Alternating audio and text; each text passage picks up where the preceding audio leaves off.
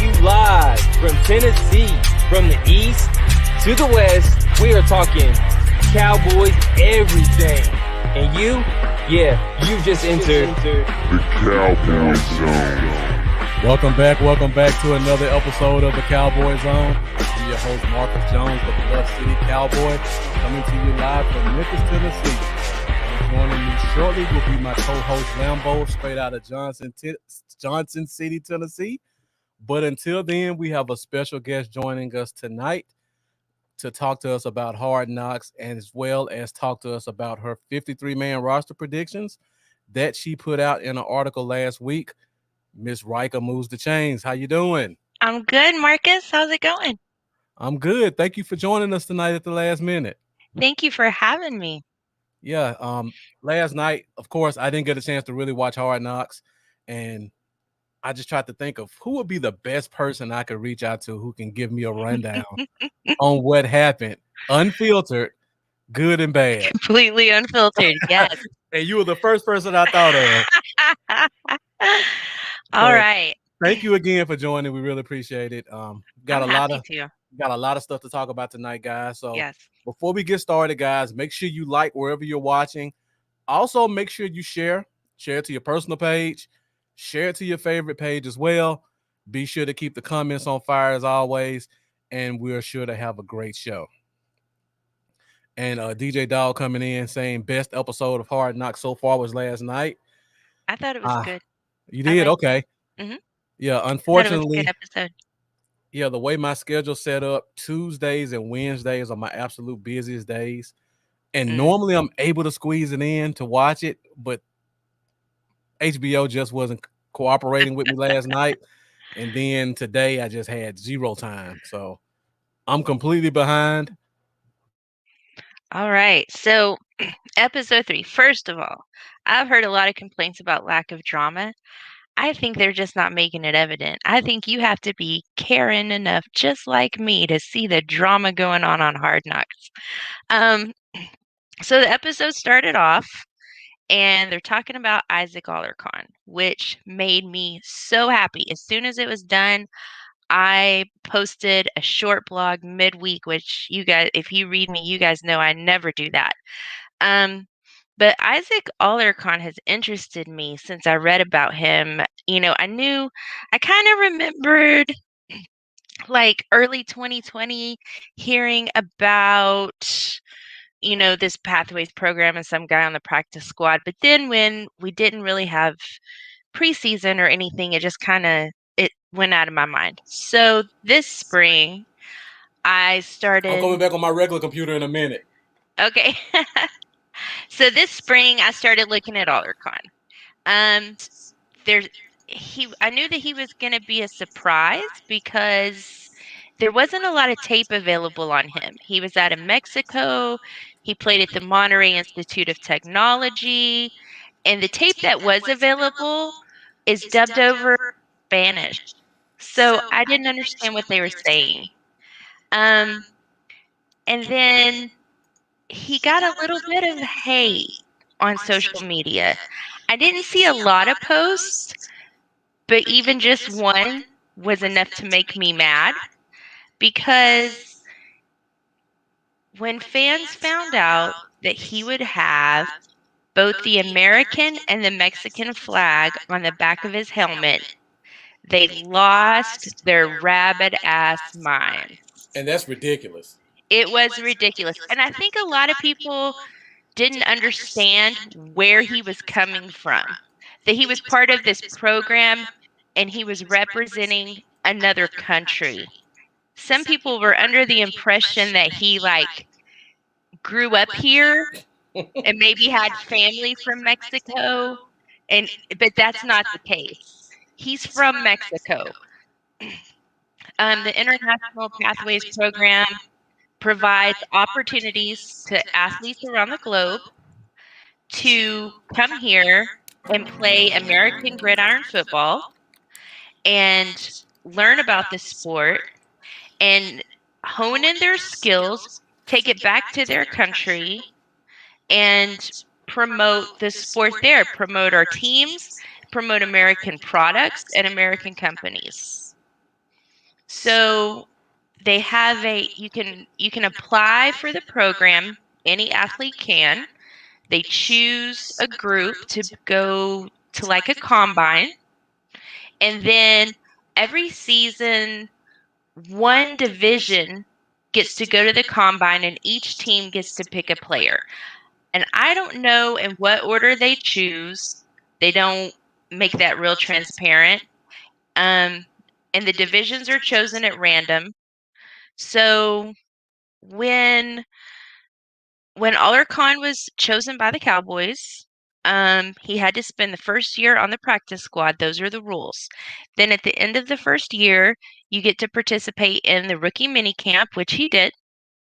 And then you get to compete for a roster spot. But if you don't make it, you can go to the practice squad for another year. And for those first 2 years, he does not count towards the 16-man cap on the practice squad. So if Alarcon does not make this roster, he will be on the practice squad, but we'll have a 17-man practice squad. Anyway, we got to see, his family, how proud they are of him, the work that he's putting in, and also his training. He had a really good game in Canton, not so good in Arizona.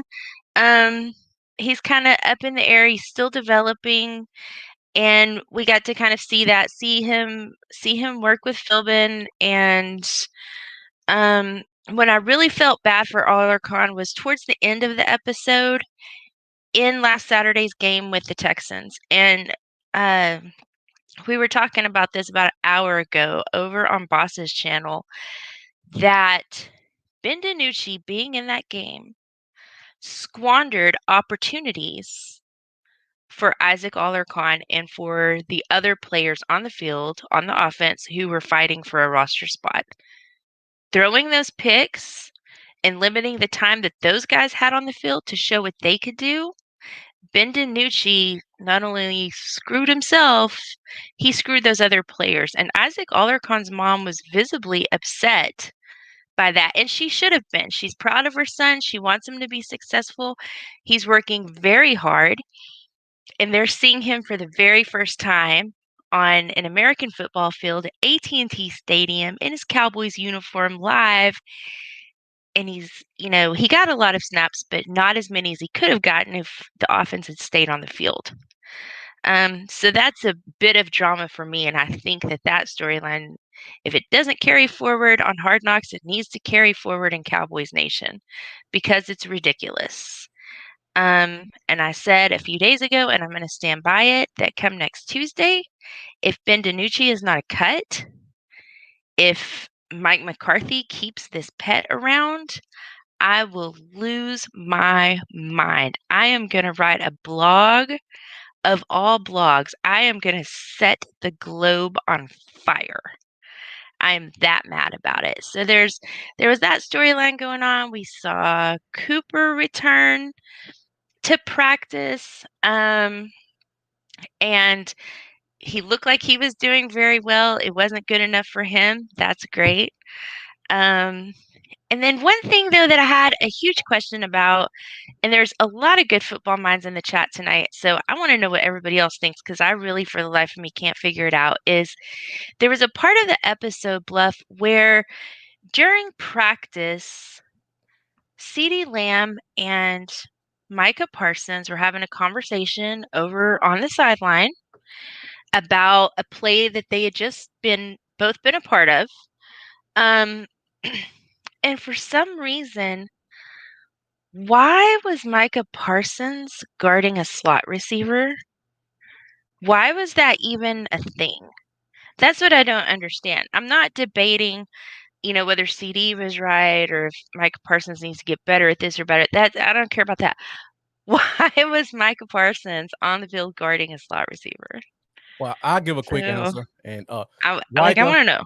Thank you so much for carrying the show while I worked out my technical difficulties. I can hear everything you were saying, but I had to put my mic on mute because I was getting an echo on my other computer. So thank you so much. Great information. I heard everything, so don't think I was ignoring you. So my guess would be, and I didn't watch the show, so I don't know the formation, Yeah, they didn't show a lot of it, and I didn't watch practice, so I don't know. I just took what just from the context of the conversation they were having on the sideline, and and about how CD was saying, yeah, but where were you? And he was like, yeah, well, I was pushing you to the outside, and once I pushed you to the outside, my job was over. And I'm like, why were you guarding a slot receiver? What was he? I What mean, was he doing? they could have been in a nickel, and they could have been on offense running like 10 personnel, which is 4 wide. Mm-hmm. And if that were the case, that would possibly push him to cover the slot. Okay. That's the only thing I could think of. Because there Or was a picture that came out that showed them lined up against one another. But what I didn't know, because like I said, I didn't know if that picture preceded the conversation they were having. It was hard to, I don't know because I didn't see Right. the practice. But Right. I was just really confused about Yeah. why we didn't have one of the corners Right. against Lamb in practice. Yeah. So without watching it, if they ran 4 wide, that means Steve ran a quick out. in a- Micah said his responsibility was covered inside. George Edwards yeah. disagreed. Okay. So if they were running 4 wide and the defense was in nickel, that means there was only 3 corners on the field with 2 linebackers, 2 safeties, 4 linemen. So if the offense ran 4 wide, that would have left the responsibility of the other receiver to the wheel linebacker, which would have probably been Micah Parsons in that situation. Okay. It's either that or they were running normal 11 personnel with 3 wide and the corner came on a blitz. It was one of those. It had to be one of those 2 things. All right. Like I said, it seemed like maybe they were, lined up in front of each other when the play started, but I can't be 100% certain that the still photograph that I saw is what actually happened before that conversation, because I don't know the sequence of those events. But back to the show. So we saw that, and then and one of my favorite parts, just because it was sweet and because it was so interesting, there is a man, Bluff, and the people who watched the show who got to see it know this. There is a man who is in charge of the mailroom at the Star, who is a 4th generation Cowboys employee. Wow. His great grandfather worked in the mailroom. I'm guessing way back in the day. Then his grandfather, his father, Valley Ranch days, and now him. And he has become friends with Dak. Yeah. And so they play cards evidently, and I was like, dang, I want to play spades with them. It looked like so much fun. It was Micah and Zeke and the guy from the mailroom and Dak sitting around playing a game of spades, and I was like, man, I wish I had somebody to play spades with right now. That looks like so much fun. So that, and then we also got to but we got to see some from Trayvon Diggs and his mom. We got to see him FaceTime with his brother, and we got to see his little boy, who is a little firecracker. That kid is nuts. I've seen people tweet about that. So what did he actually do on the show? He the little boy? Okay, so at first they were at home. They were at Trayvon's house, and he has a beautiful red door on the front of his house and kind of a reddish orange. But so the little boy was showing, this is he was showing like some warm-ups and imitating Trayvon, imitating Uncle Steph, and then he was like, well, whose jersey are you going to wear? And the little boy says 4. And he's like, whose jersey is that? And he says, Patrick Mahomes. He says, no, who have you been waiting to meet? Patrick Mahomes. That just slayed me. It absolutely slayed me. But at the game last Saturday night, he was with the grandmother and some other family members, and he had the cutest little hat on, and he was yelling at his dad and calling him by his first name, Jay. It was funny. So How cute old is little he? kid. How old like he was? I don't. I'm sure they said his age, but I'm thinking he's probably 6 Okay. in that area.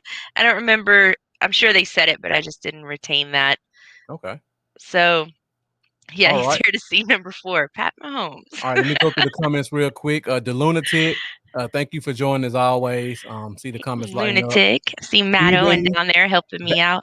Valdepina, I think I pronounced that right, but Steven looks like a new name. Thank you for joining. Jack Meeker, as always, thank you for coming Yes, in and Jack. giving us your great comments. Jay Tuck, appreciate you tuning in as well. Professor O, thank you. Victor Robles Jr., definitely make sure you follow Rika. Check out her blogs. I read everything she writes, so she puts out great stuff. DJ Dog, as always, thank you for your comments. I see we got Yes. Mendoza in here. And you know what? And DJ defended me this morning on Skywalker Show, and I appreciate that. Thank you, DJ. I did come in a little bit and catch that part. Yeah, It went off the DJ rails had when to, Jalen came up, didn't it? it did, and DJ had to come in when I was talking to Will and let somebody know that yeah, she knows football. She doesn't come in here to flirt. So Right. thank you, DJ. I appreciate that. All right, and we got Mac Blit 4. Thank you for letting me know about the echo. Hopefully it's gone now.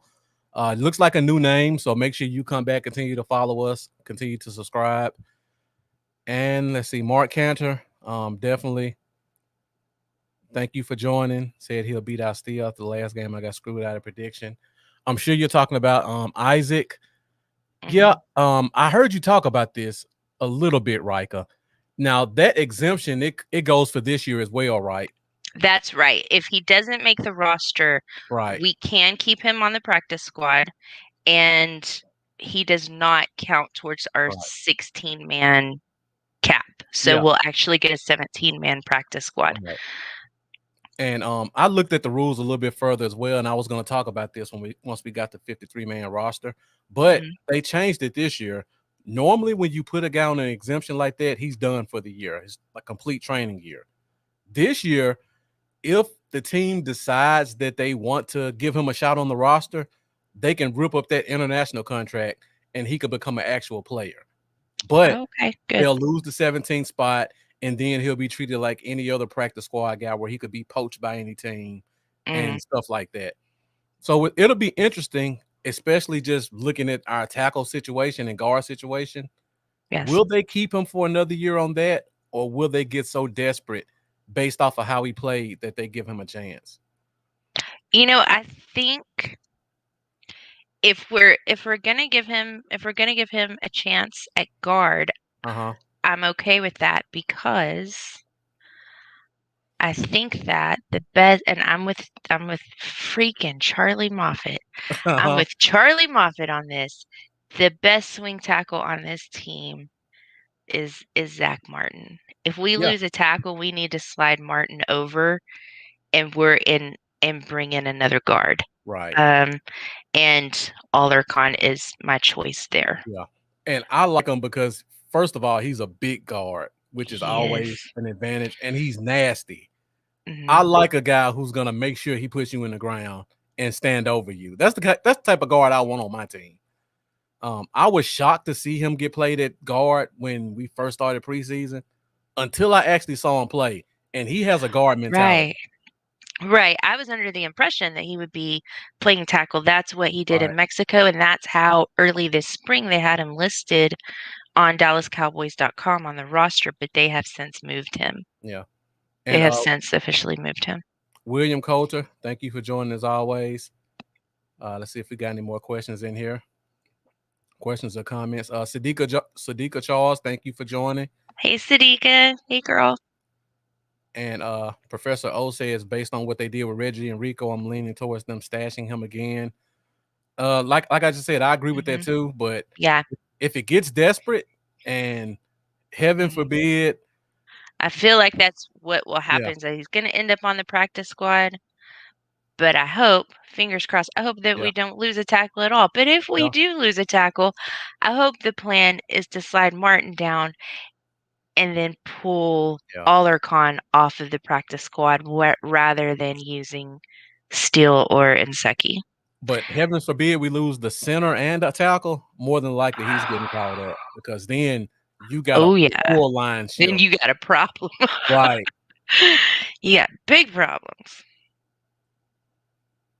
And Jack Mika said, yeah, he said in his interview that he is a guard, but when the Yeah. time comes, you go where they need you at. He tried that Right. last year. It didn't last, but what, 10 games? Mm, All right. yeah. So anything else from Hard Knocks?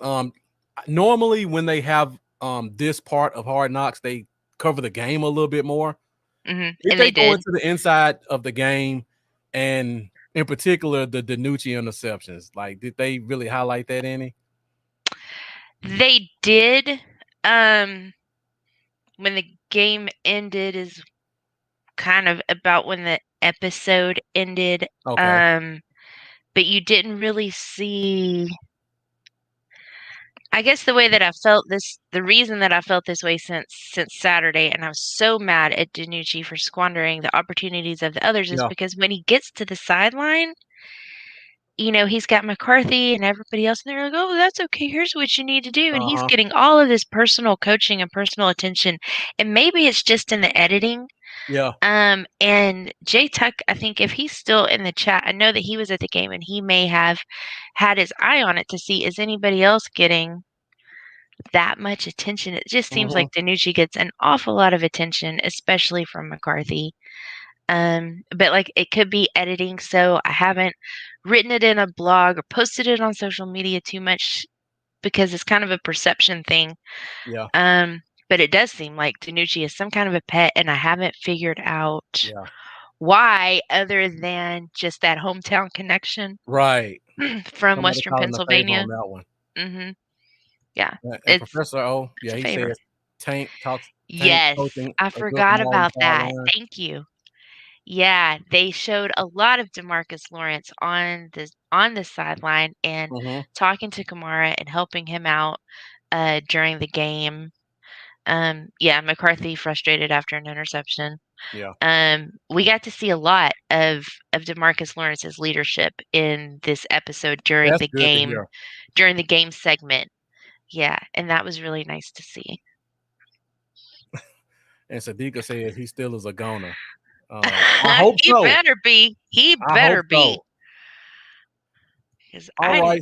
I do not want to have that tantrum, but I'll have it. I mean, you got to do what you got to do. If I have Yeah. to have a tantrum over DiNucci, then that's the way this is going to go down. Yeah, there should be a fan wide outrage if DiNucci Right. gets a roster spot this year.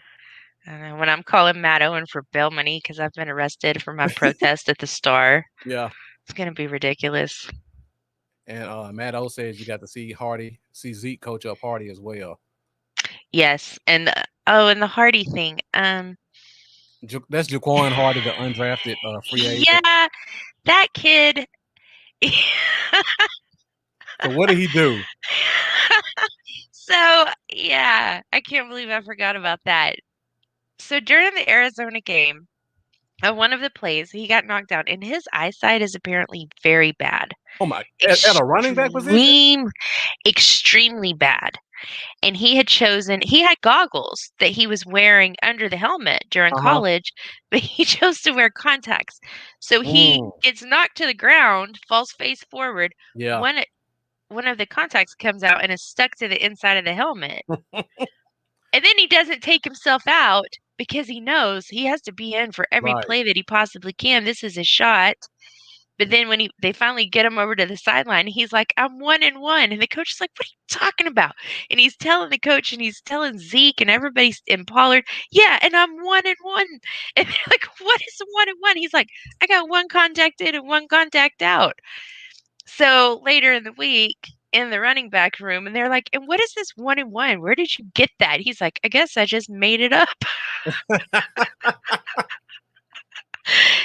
He's a little, he's young. He makes some bad decisions like wearing contacts instead of goggles and not taking yourself out of the game when the contact falls out. I don't necessarily think he's stupid. I think he was just overly excited and wanting to take advantage of every opportunity and did not think it through clearly. They talked to him about it. And with Dowdle now on IR. IR. You know, Hardy could have a shot at not being cut next Tuesday. I don't know. That's possible. I know that Dowdle went to IR, but had a little bit of a busy day, so I don't know what the extent is or what kind of injury or what the projection is for that. Well, So it doesn't matter. If a player goes in IR during the preseason, he's automatically out. that's right. I forgot about that. So yeah. Yeah. The only way we could So get him Hardy could very well be the one who makes the practice squad. And I hope he keeps his goggles on. Yeah. Instead of his contacts. Yeah. Tap into his inner Eric Dickerson. Like somebody making fun of him about Eric Dickerson. Yeah, and then they were asking him about that during practice, and he's like, do you even know who that is? And he's like, and somebody else, they just had him confused. That poor kid. He had an episode. Hardy definitely had an episode, but he's a likable kid. He's very funny. That's good. One last thing before we move off Hard Knocks. Okay. One thing I did catch was the amazing drone shots that they did of the spot. Oh, so cool, right? I do videography, and I have a couple of drones. Never in my wildest dream, because I imagine maneuvering my drone the way they did. Yes, and when they went through that Ford truck, when they went in one window and out the other, that was cool. It was really cool. It was good. It was good. And I'm thinking I could do that, and then I'm like, yeah, right. I can't even walk down a flight of stairs. Drones are very hard to maneuver like that. And when I looked at it, I thought they may have been speeding it up until they showed the view of the big screen, and the screen was going at a normal speed. So I was like, they're not even speeding this up. Somebody's really moving that drone that fast. Yeah, that drone pilot was elite. Yeah. All right. Yeah, the drone shots were excellent. Yeah, those were some great shots. Now one more thing. I heard this thing about Jerry Jones in a helicopter. Oh my gosh. Jerry is so extra. So Jerry goes out and gets in the helicopter, right, to head to AT&T Stadium on Saturday because Jerry can't be bothered to sit in traffic for 20 minutes. They get halfway to the stadium, and the pilot turns around and says, "Sir, can we turn around and go get Steven?" And Jerry says, "Sure we can." Why not start the day fucked up? Because we can't even get everybody on the helicopter that's supposed to be on here. If this is any indication of how the day is going to go. So they go back, they get Steven, they go back, then they get to the stadium, and Jerry leans forward and tells that pilot, "Go ahead and go around the stadium." Yeah. He knows how to milk it. Be seen. He knows how to milk it. He wants to be seen. So that was especially funny. And that's where the title of the blog that I dropped last night came from. Sure we can. Let's go ahead and start the day off. Yeah, I definitely got to read that. And if you guys haven't already, make sure you find that. And we'll let Rika give all the information at the end of the episode. But I see we got the second half of the Cowboy Zone joining us right now. So let me go ahead and bring him in. Lambo! Hey. What's going on? Sorry I'm late, y'all. That's all right. All right. So Lambo, we just got through talking about all the hard knock stuff and talking a little bit about the game last week. So I guess now we'll kind of go into our 53-man rosters. Talking about that with 30 minutes. So we'll probably be with you guys another 30 minutes or so. So if you guys haven't done so already, make sure you like and make sure you share. And also get in these comments and let us know what you guys think about our 53-man roster that we came up with. Lambo, I tweaked it a little bit because I was kind of short on time, so I couldn't make a screen for both of ours. So I already had mine up, so you can just kind of talk about what you had different from what I have. Yeah. All right. And Todd Corey looks like a new name. So thank you for joining us. Make sure wherever you are, you subscribe. I'm Bluff City Cowboys, Lambo's Cowboys, y'all. Code the board. Thank you for joining as always. Definitely appreciate your support. And Jerry, I gotta go back and watch this one. Jerry was throwing the Colts out in rare fashion, huh? Yeah. Jerry was in rare form. That's what I'm gonna do tonight. Love me some Jerry. As soon as the show ends, I'm gonna go watch it.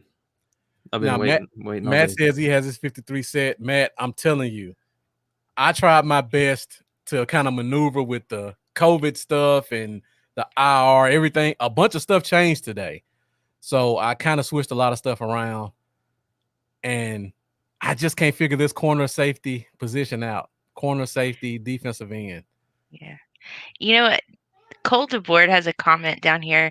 He says, I have a confession. I haven't watched maybe even 10 minutes total of Cowboys preseason.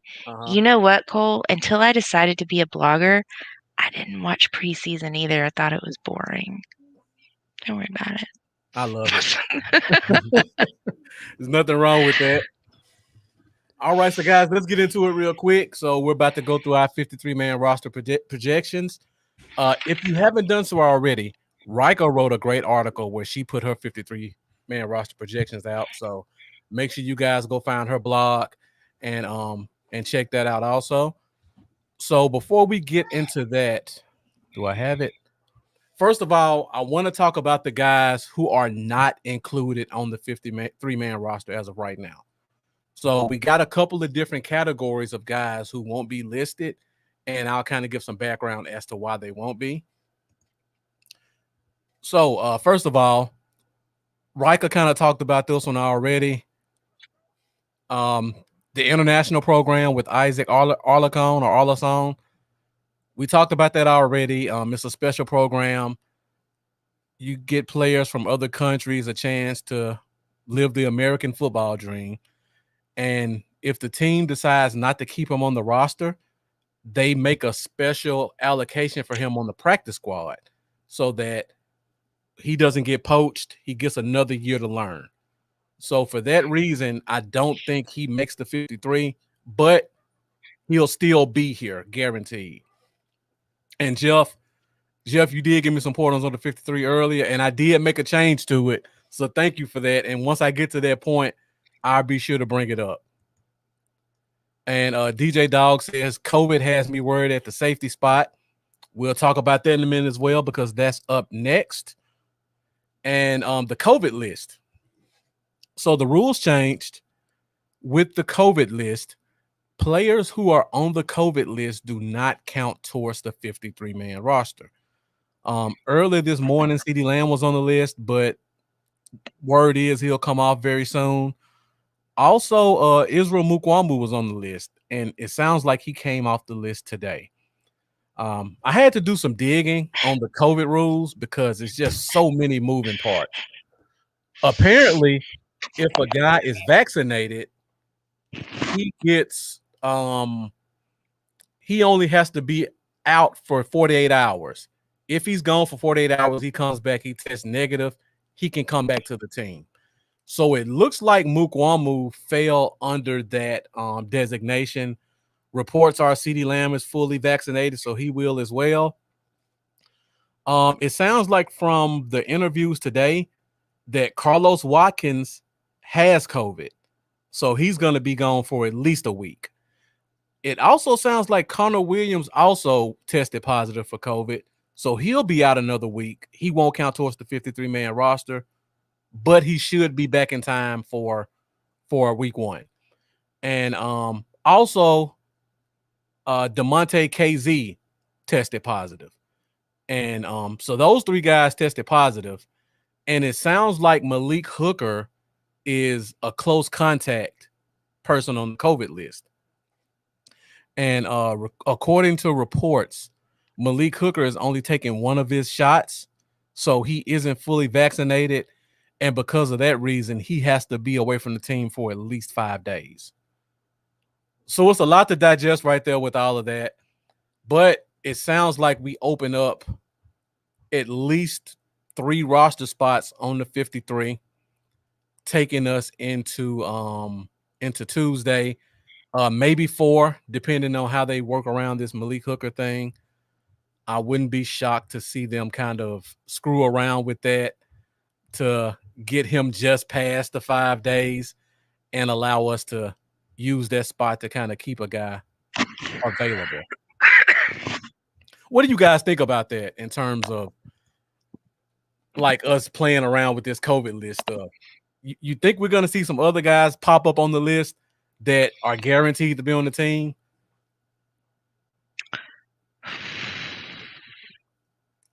You think they're going to play Brandon? around with it at all? I don't know. I guess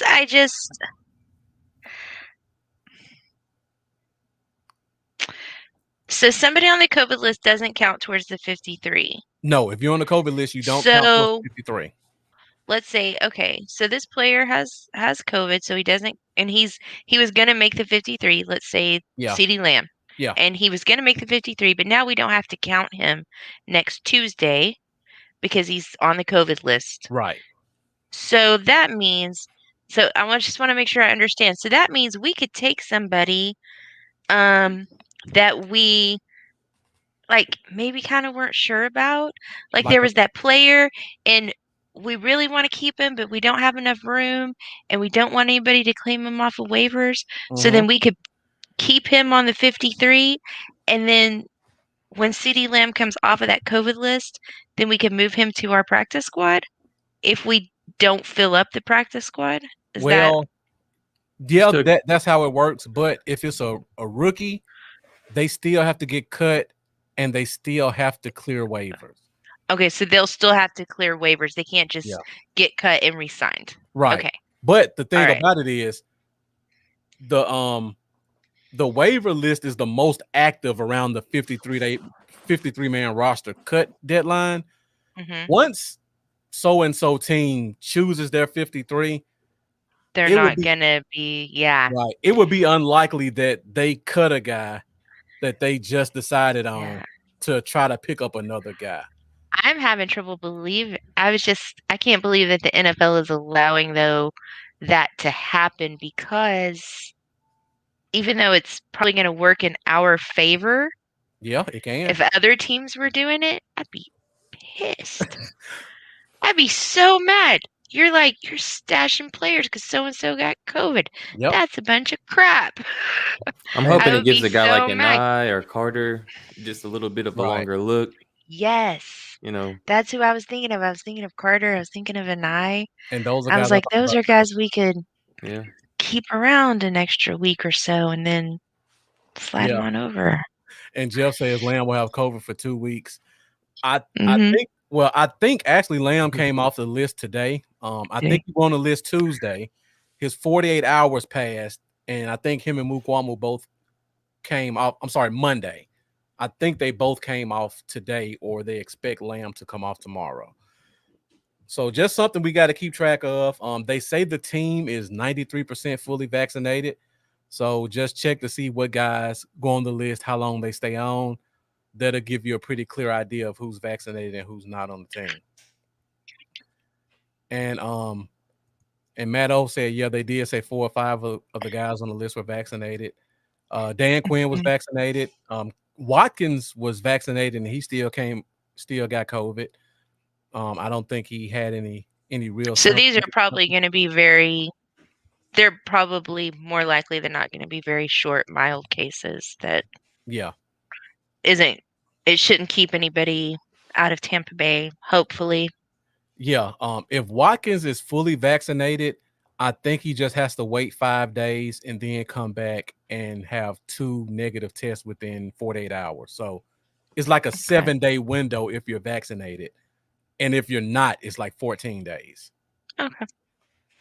But if you have a close contact with someone who's contracted COVID, if you're vaccinated, it's 48 hours. If you're not vaccinated, it's 5 days. So DJ Dog says, so the guy on the list not fully vaccinated is Hooker. As of right now, he's not fully vaccinated, correct? The article I read said he took his first COVID shot when he joined the team. So I think you have to wait like 3 weeks before you take your second one. So he should be taking his second shot either this week or in the next couple of days. And Cole DeBart says Connor Williams scheduled to start this season. I'm sure you heard those reports. No team is Dallas is not gonna let Connor Williams go right now unless the deal blows them away. Yeah, we need the depth. We definitely don't have anybody because as of right now, he's our backup center too. Yeah. As much as we all hate it, you can't let him go if he's a borderline starting guard and your backup center. Right. And it's especially frustrating because I felt like last season when we lost all of our starters, I felt like the silver lining to that cloud was that we were going to get to take these second and third string guys, these undrafted free agents, and play them almost a full season of regular game NFL snaps and get them all of this experience and have this tremendous depth at every position. And it just didn't work out that way. And I'm mad about it. Yeah. Cole DeBard asked a good question. He says, does this give the coaching staff a little bit more time to look at guys? It doesn't give them more time to look at guys because according to the rules, if you have COVID or you are close contact, they have to keep a room in the stadium separate where those guys immediately get almost like putting the hazmat suit, escorted to the room, and then they have to come with like a bubble cart and drive them to their homes, and they have to stay quarantined. So they don't get to look at them. I think he means like the people that get to fill those spots by the guys that are on the. That's a good point. You're right. That's definitely a good point. So yeah. Jack Mika says if they want to do IR after day one, that will give them space. The problem with that is the guys have to be on the 53-man roster before they can move them to IR. and we'll talk about that one next as well. And Matt O, the trick about 53 is not being on the roster week one, because if you're on someone's roster week one, their salary is guaranteed for a veteran. That's a great point. Yeah. Let's see what else we got. And Cole says he heard Brady was around Mike Vrabel days before he tested positive. Sure hope he's healthy for this beat down. I don't. I don't want him there. I'm sure, according to the league, Tom Brady is immune to COVID. He could have taken a call directly to the face, and Tom Brady's not missing a day of practice. Yeah, it's kind of like the same thing with LeBron. LeBron treatment. Brady will get that same NFL treatment. Yep, exactly. He'll be playing week one. Yeah. And Jack Mika talks about Gallimore. That's definitely one of those things we'll talk about in a minute. And with Carlos Watkins on the COVID list, that gives us another spot on in the defensive line room where now instead of having two guys take up a spot, you only have one, and then you can take them off. All right, DJ Dog brings up if we want a tackle or a backup quarterback that is any good, we have to trade for one. Good offensive tackles and quarterbacks don't hit the waiver wire. I mean, that's 100% right. Except for Josh Dobbs. But there aren't that many. Yeah. Lava, what'd you say again? Tennessee? I'm a Josh Dobbs fan. And Steelers just so happen to have him behind Haskins and Rudolph and Ben. So I doubt they're going to keep 4. I think he should be higher than that. But they have a lot of depth right now at their backup quarterback position. Yeah. I would love to see that. Yeah, I would like to see it. I think he could compete for the backup spot. So, Rika, what are your thoughts about the backup quarterback position right now before we go into our story? First of all, I'm going to say this. On my 53-man list, I didn't keep just one. I kept 2. And everybody's like, you can't have 2. You know what? I kept 2 for a dang good reason, and the reason is COVID. Yeah. I think, there are just a couple spots on your team where if you don't have the guy, and especially with them doing testing right before the games, and remember what happened with Des Bryant last year with the testing right before the game, and we go into an out-of-town stadium, an out-of-town field, and you got Cooper Rush at number 2, and they start doing the rapid test, and they're like, oh, Cooper Rush has COVID. Guess what? Yep. He's out. And then we get into the middle of the second quarter, and Dak Prescott ends up in concussion protocol. Where you at? Yep. We need more than one. Cedric Wilson? Exactly. At that point, yeah. COVID makes things a little bit more difficult because that test is going to come down right before every game. And even if you're at home, I'm not sure what time they give the test, but you've only got 90 minutes before the start of the game to move somebody off of the practice squad. Yeah. So depending on when that test is given and when the result is ready, you could be at home and not be able to bring in your practice squad quarterback. And be in a world of hurt if your other quarterback gets hurt or gets a concussion or anything. So quarterback is an important position, and I kept an extra right there. I did too. Yeah. I think we all did. Yeah, I usually don't. Also, I wasn't too pleased with them today or yesterday. I'm sorry, today's Wednesday, right? Yeah. Yesterday, getting rid of the kicker punter who was there for less than a week and I don't know his name. I liked that because, again, Anger or Zerline gets popped on a COVID test 20 minutes before the game starts. Yep. And you've got one guy who can do both positions. So he's only taking up one roster spot. And he can kind of, double up for you there. So I was kind of like, that was kind of a good deal. He's only taking up one roster spot. And you end up with a kicker or a punter that ends up with COVID and not able to play that game. And you've got a guy that can do both. So you're covering two positions with one backup. And so I thought it was a great idea when they signed him. We saw him kick last Saturday, right? Was it last Saturday? And yeah, I thought, he was good. He was serviceable. So keep him around. But I have a thing though with kickers. I have a thing with kickers. I think I have PTSD from 2019. I think Brett Maher just completely gave me PTSD. He's available, by the way. No, he's not.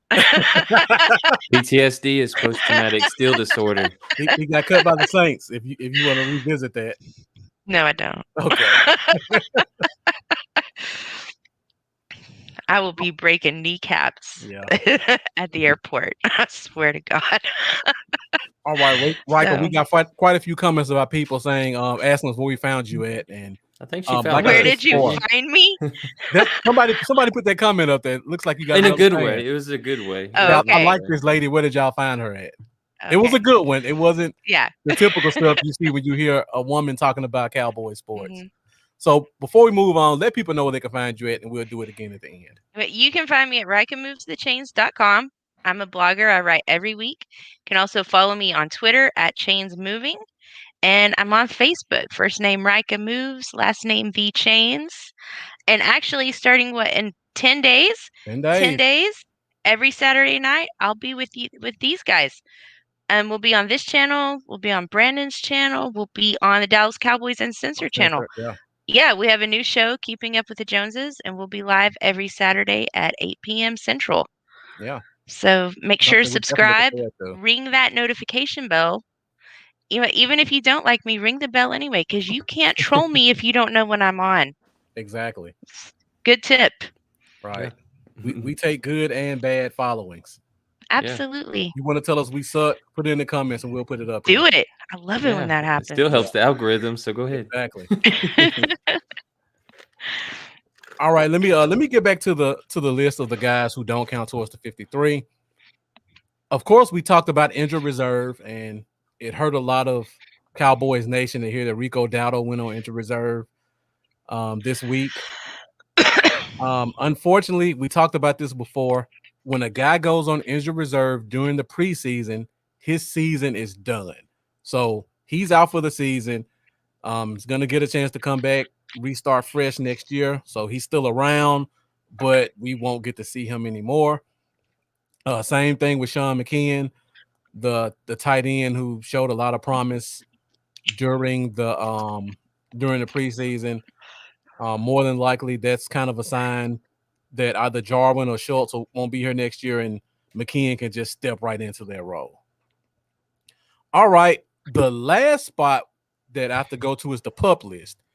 And this is another one of those things that can be confusing for Cowboys fans because people hear about guys going on the PUP all the time. So basically, we have Tristan Hill and Chauncey Golston on our PUP list. So the way the PUP list works if you have a guy who has not had a single practice during the preseason or training camp, they come in injured. If they stay on the PUP list the entire training camp, they can immediately go to what's called the reserve PUP list, and they miss the first 6 weeks. And I know people are asking me about Terrell Basham, who got hurt. He's not eligible for that PUP list. If you've practiced during training camp, you can't go on the PUP list that you can miss the first 6 weeks. So if we want to keep a Basham, he has to be on the 53-man roster. But Tristan Hill and Chauncey Golston both didn't practice. Somebody asked me about Josh Ball as well because he went out very early in training camp. If you practice a minute during training camp, you cannot go on the PUP list to miss the first 6 weeks. I didn't even know that. Yeah. I just learned something. And I forgot to put Reggie Robinson up there too. He's also on our list. Yeah. And Matt O saying he's watching Philly cuts for Nick Mullins. That would be bad. Mississippi State quarterback. And I forgot about Saywar as well. He's on our list also. Yeah. All right. So now that we've got all that out of the way, you guys have seen the list of guys, some of the names that you know who won't count towards our 53-man roster, final roster next Tuesday. So now we'll go to our list of what we have estimated to make the 53. All right, so right now we have 24 offensive players. Now, we talked about this a few minutes ago, Rika, and you talked about keeping 2 backup quarterbacks. Now, I definitely agree with you, and Lambo agrees with you as well. But when I had to put CD Lamb back on, I had to find a spot, and I made a post 2 days ago talking about Carlos Watkins. I don't know if you guys saw it or not. I said, what if we were to cut him, and since he's a vested veteran, he doesn't have to go through waivers. So maybe the team can kind of do a wink and a nod and say, look, we're going to cut you, quote unquote, sit at home for 24 hours, and after waivers clear, we'll sign you right back. I think they can do the same thing with how did I just go blank on his name? The bad Cooper Rush. Yeah, because he is a veteran. He's a 4-year veteran. So yes, technically they could cut him, tell him, look, sit at home, you're in Dallas, don't take any phone calls for 24 hours. Once we clear our guys out, we're bringing you right back. So technically he's not on the list, but I think he's gonna be here. Yeah. So next we'll go to, because Malik Turner's going to IR more than likely. So that's gonna open up, and Josh Ball is going to IR as well. So that'll be 2 IR spots that'll open up something on the offensive side. All right, let's go to running back, Rika. And William Cote asked about wide receivers. We'll get to that in a minute, William. First of all, Malik Turner's going to IR, so you can kind of cancel that one out. He just has to be there for a day. Now, running back. Rika, how many running backs did you have? I know you wrote your article, I 3. believe. You wrote your article pre-Rico Dowdle, right? Yes, and I had Dowdle as my number 3. But you know what? Yeah. I only had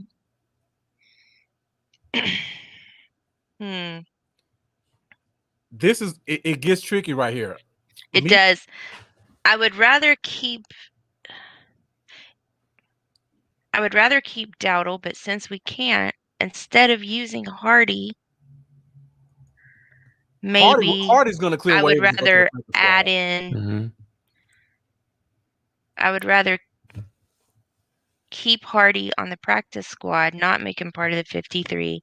Just keep 2 running backs and add in another guard or another tackle above what I had on my list. Okay. So mine was a little similar to that.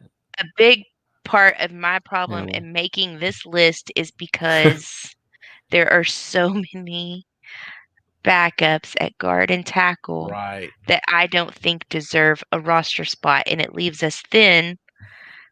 And I'm looking at it, but I'm having a hard time writing down a name because I just don't like any of them. That's a good point. I don't want Terrence Steele on the field. I don't want Nseki on the field. You know, I don't want these guys on the field. But that's what we so honestly,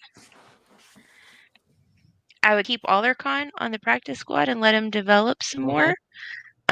Because he doesn't count towards the total, so that gives us 17. Right.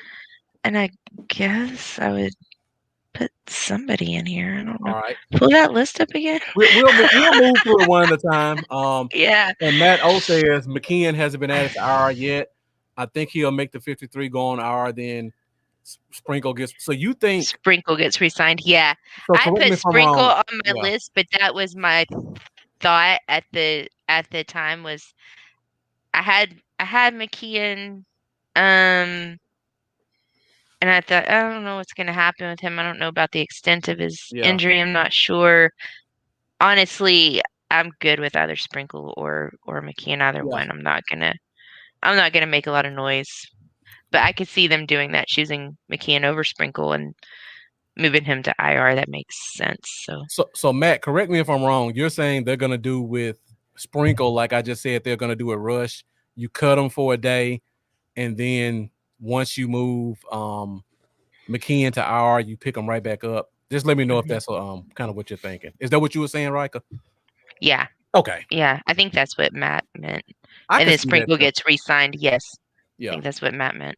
Yeah. While we're still on running backs, I did have Dowdle too as the 3 until the injury, and I was laughing because Jack's comment and Matt's comment. I remember I told you, was it yesterday or something? I said with Dowdle out, I would like to see Ralston be that third back. I like that. I like what he can do on special teams. He can block extremely well, and I feel like he could also even do some short yardage work. So I really like Nick Ralston. That'd be cool to see him maybe slide in there. And let me say this before we move on. The third running back spot is not important for the running back position. It's purely special teams. If heaven forbid Zeke got hurt, they're going to go call up Shady McCoy or Frank Gore or Adrian Peterson, one of these old backs at home, and they're going to bring them right in to come and play on this team. They're not going to rely on Tony Pollard and whoever you got on the practice squad. So I just think the third running back is definitely for special teams purposes. And to go to William Coulter's question about why so many wide receivers special teams, that's exactly why I had so many receivers, because I feel like you're going to need one of these positions to supplement what you lose on special teams. And it could be safety or corner, and we'll get to that later. So good question by Jack. Do you guys think Ralston has a snowball's chance in hell to get a 53-man roster spot? If I had to throw it into a percentage, I'd say he's got about a 25% chance. What about you, Rika? Yeah, about 25%. That was, that third running back that I had and, had him in my mind marked for special teams was Dowdle. Yeah. And I just don't know that Hardy or Ralston, I don't know, maybe instead of putting them in there, you pick up an extra wide receiver, maybe. Yeah. If you've got special teams on your mind, you got a couple of wide receivers in there, I think who might be a little bit better. So. All right, guys, keep the comments coming. We definitely love to hear you guys' input on what we have up here right now. Todd Corey says he hopes Ralston and Kamara both make the final roster. I would like that, actually. I like Kamara. Yeah. I really like Kamara a whole lot. I love him. I mean, I talked about this last year. You got a kid that's 240, runs a 4.4. He's very raw, but if you just tell him to go see ball, get ball, he can be very good at that. I don't know what his special teams looks like, which when you got a height, weight, speed guy like that, special teams has to be very important. And I don't think he's good enough to beat a couple of the guys who might be in front of him. And Matt O, great point. He played fullback, tight end, and linebacker. He was built for special teams. I can't get that special teams tackle out of my head from that game. He blasted that guy. Yeah, he did. So yeah, you never know. You never know what can happen. So guys, in the comments, since we got everybody saying they like Ralston, who's the guy you take off this list to make a spot for him? This is where it gets interesting at. Everybody can say they love a player, but somebody's got to go to make room for him. And let's move to tight end. Steele looks like a good name to take off the list. She's still got post-traumatic steal disorder. I do. I hate to tell you. There's only one list that Steele is on, and it's not a good one. Yeah. I hate to burst your bubble, Rika. There's no way Terrence Steele doesn't make this roster. I know it. If we kept Chaz Green for like 5 years, there's no way Terrence Steele can get off in one. Man, I still have nightmares about Chaz Green. Oh yeah, I was on Prozac for a minute because of Chaz Green. Or nightmares about Claiborne. Oh, rushing off the edge. All right, so we go to the tight end position. I see a couple of people saying they will take Sprinkle off. Can't do that. So tight end position, I think we all kind of say is either Sprinkle or McKeon, and then Sprinkle comes back after McKeon goes on IR. Do you guys think there's any chance we kind of stick with two tight ends? I think that it could happen because we have such good depth at wide receiver. We could go 4 wide on a lot of plays and cut out that tight end if we wanted to. It's a possibility. Yeah. Noah Brown and Cedric Wilson on any other team could easily be wide receiver 3. So yeah, I wouldn't. And Noah Brown could probably do the same thing. I wouldn't be mad at it. Yeah, I wouldn't be mad at it if they went with 2 tight ends, and because of the wide receiver depth to make room for someone else. Yeah. And I like this comment by Matt O says Terrence Steele plays like Terrence Aluminum. He does. We got Boss Cowboy in the building. I saw you were live earlier. I couldn't really get in and watch, so thank you for tuning in and watching us. Yeah. Mendoza says Semi. Generational practice squad player. Yeah. Matt O says Turner easily. I think Turner has a sponsor on special teams. Mm-hmm. And I think he looked good enough in the preseason. I think Turner makes it goes to IR, and then they slide somebody else in. Right. But I like Turner. I want Turner on the roster. All right, guys, let's go back to the list again real quick. So we go to offense and we go to center. So do we all kind of agree Tyler B is going to be the only true center here? Yep. If you guys think Farniok makes the roster? My thing with Farniok, and I did have him on my list, is and the only upside to Farniok is there's 2. One, okay. He can snap the ball, and Connor Williams cannot.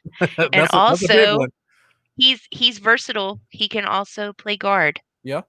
So you get 2 backups for one guy right there with Farniok. Okay. So I had him down on the list. Do I think he's great? No. Would I rather have somebody else? Yes.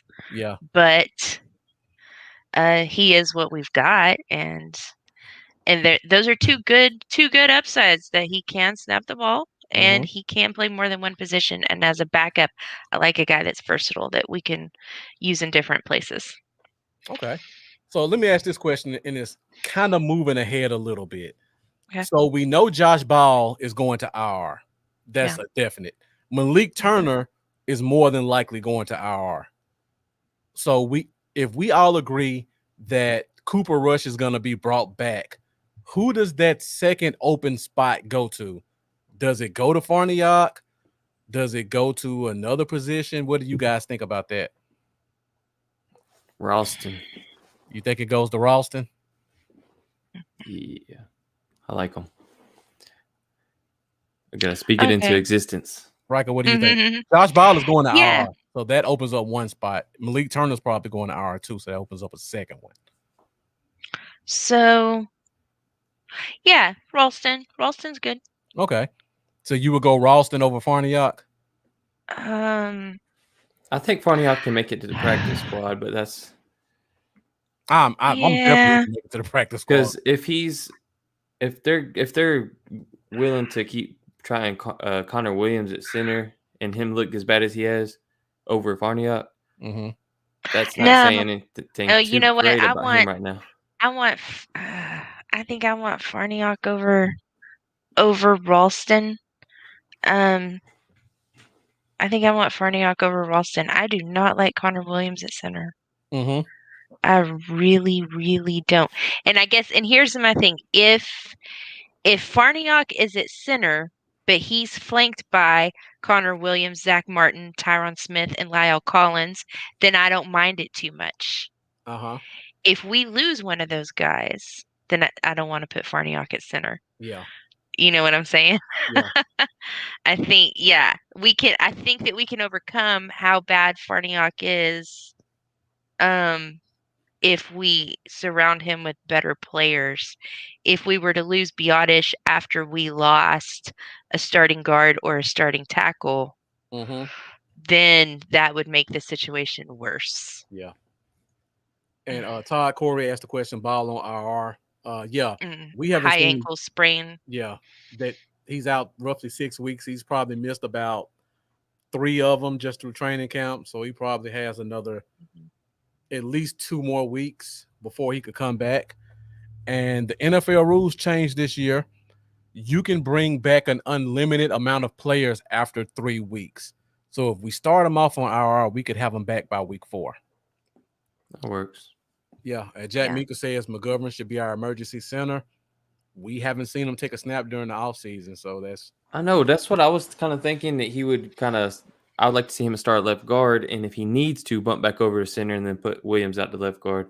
Exactly. And then I'm wondering if we've seen how bad Connor Williams has looked at center, why have they not, or are they not thinking highly enough of Farniok to have got him out there early? What'll be interesting on this next preseason game is Farniok going to play the entire game at center? Is he going to play all 4 quarters? Because right now he's our only backup center. That's true. So are we going to see Connor Williams play some center? Or are they going to try somebody else out in the last game to see if they can do it? It's going to be I think who we see against Jacksonville will give us a clue about what will happen on Tuesday with those spots. You guys think Connor Williams may get the first quarter at center? I could see something like that, but Farniok's definitely going to get I don't think we need to see any more of Connor Williams at center. I think we've seen enough of that. I think a Connor Williams Ben DiNucci exchange is enough to keep me up at night. That just sounds doomed from the beginning. I'd rather watch Chad Hutchinson play quarterback again. And that was terrible. Hey, Todd Corey, you say that jokingly, but the way Connor Williams looked, you probably could be right. Yeah, probably. Yeah, definitely. And we could probably try to go get Joe Looney if it wasn't for stupid Jason Garrett. He's always messing things up. Jason Garrett, I know. Yeah, and now he can't come out of retirement unless he goes back to the Giants. Right. See, Jason Garrett has always been the reason why we can't have nice things. Between Jason Garrett and Rowdy, we can't have anything nice on this team. I knew we would get a Rowdy reference before the night was over. Yeah. You and Professor O and the mascot. There's just something creepy about a grown man willing to put on a costume and run around a football stadium. Have you ever gone to the rally days at the stadium? No, You haven't? absolutely not. I'm shocked you ever known just to go and kick Rowdy in the crotch or something. I told Charlie and Eric a while back, man, I want to see Rowdy in a cage match with the King from the Burger King commercials because they both creep me out, Uh-huh. and I'd like to see at least one of them get the crap beat out of themselves. And those big old ugly heads with those weird noses, that just needs to go away. That shouldn't even be a thing. Matt O says we forgot to talk about. He said he didn't like Rowdy on Hard Knocks. Did he say that? Yeah, really? he did. Did he say mascots in Dak general or just Dak Rowdy? Dak doesn't like mascots, and he doesn't like Rowdy. Oh, He also doesn't like haunted houses. Okay, And I can agree with that. yeah, What? because you don't know when that guy with the chainsaw is gonna put an actual I've thought blade about thing that. on there and come back. See? Yeah. I love haunted Yeah. houses, but I always think about that. About that. I never thought about that until Dak said it. Now I can never go back to 'Cause another I keep haunted waiting house. for I the got a day new that's gonna phobia. happen.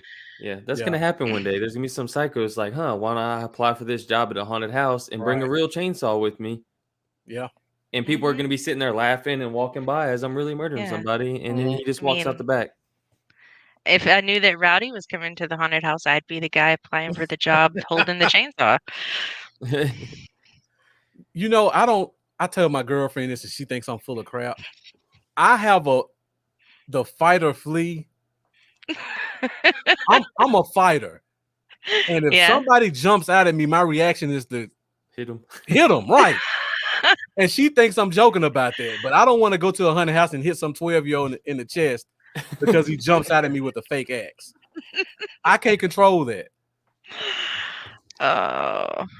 I got to plug up. When I was in college, a local sorority did a haunted house, and one of the football players actually did that to a sorority girl, and he put her in a hospital for 3 days. Oh. After I heard that, I said I would never go to a haunted house because that could have easily been me. Yeah. Ooh. But yeah, that was awful.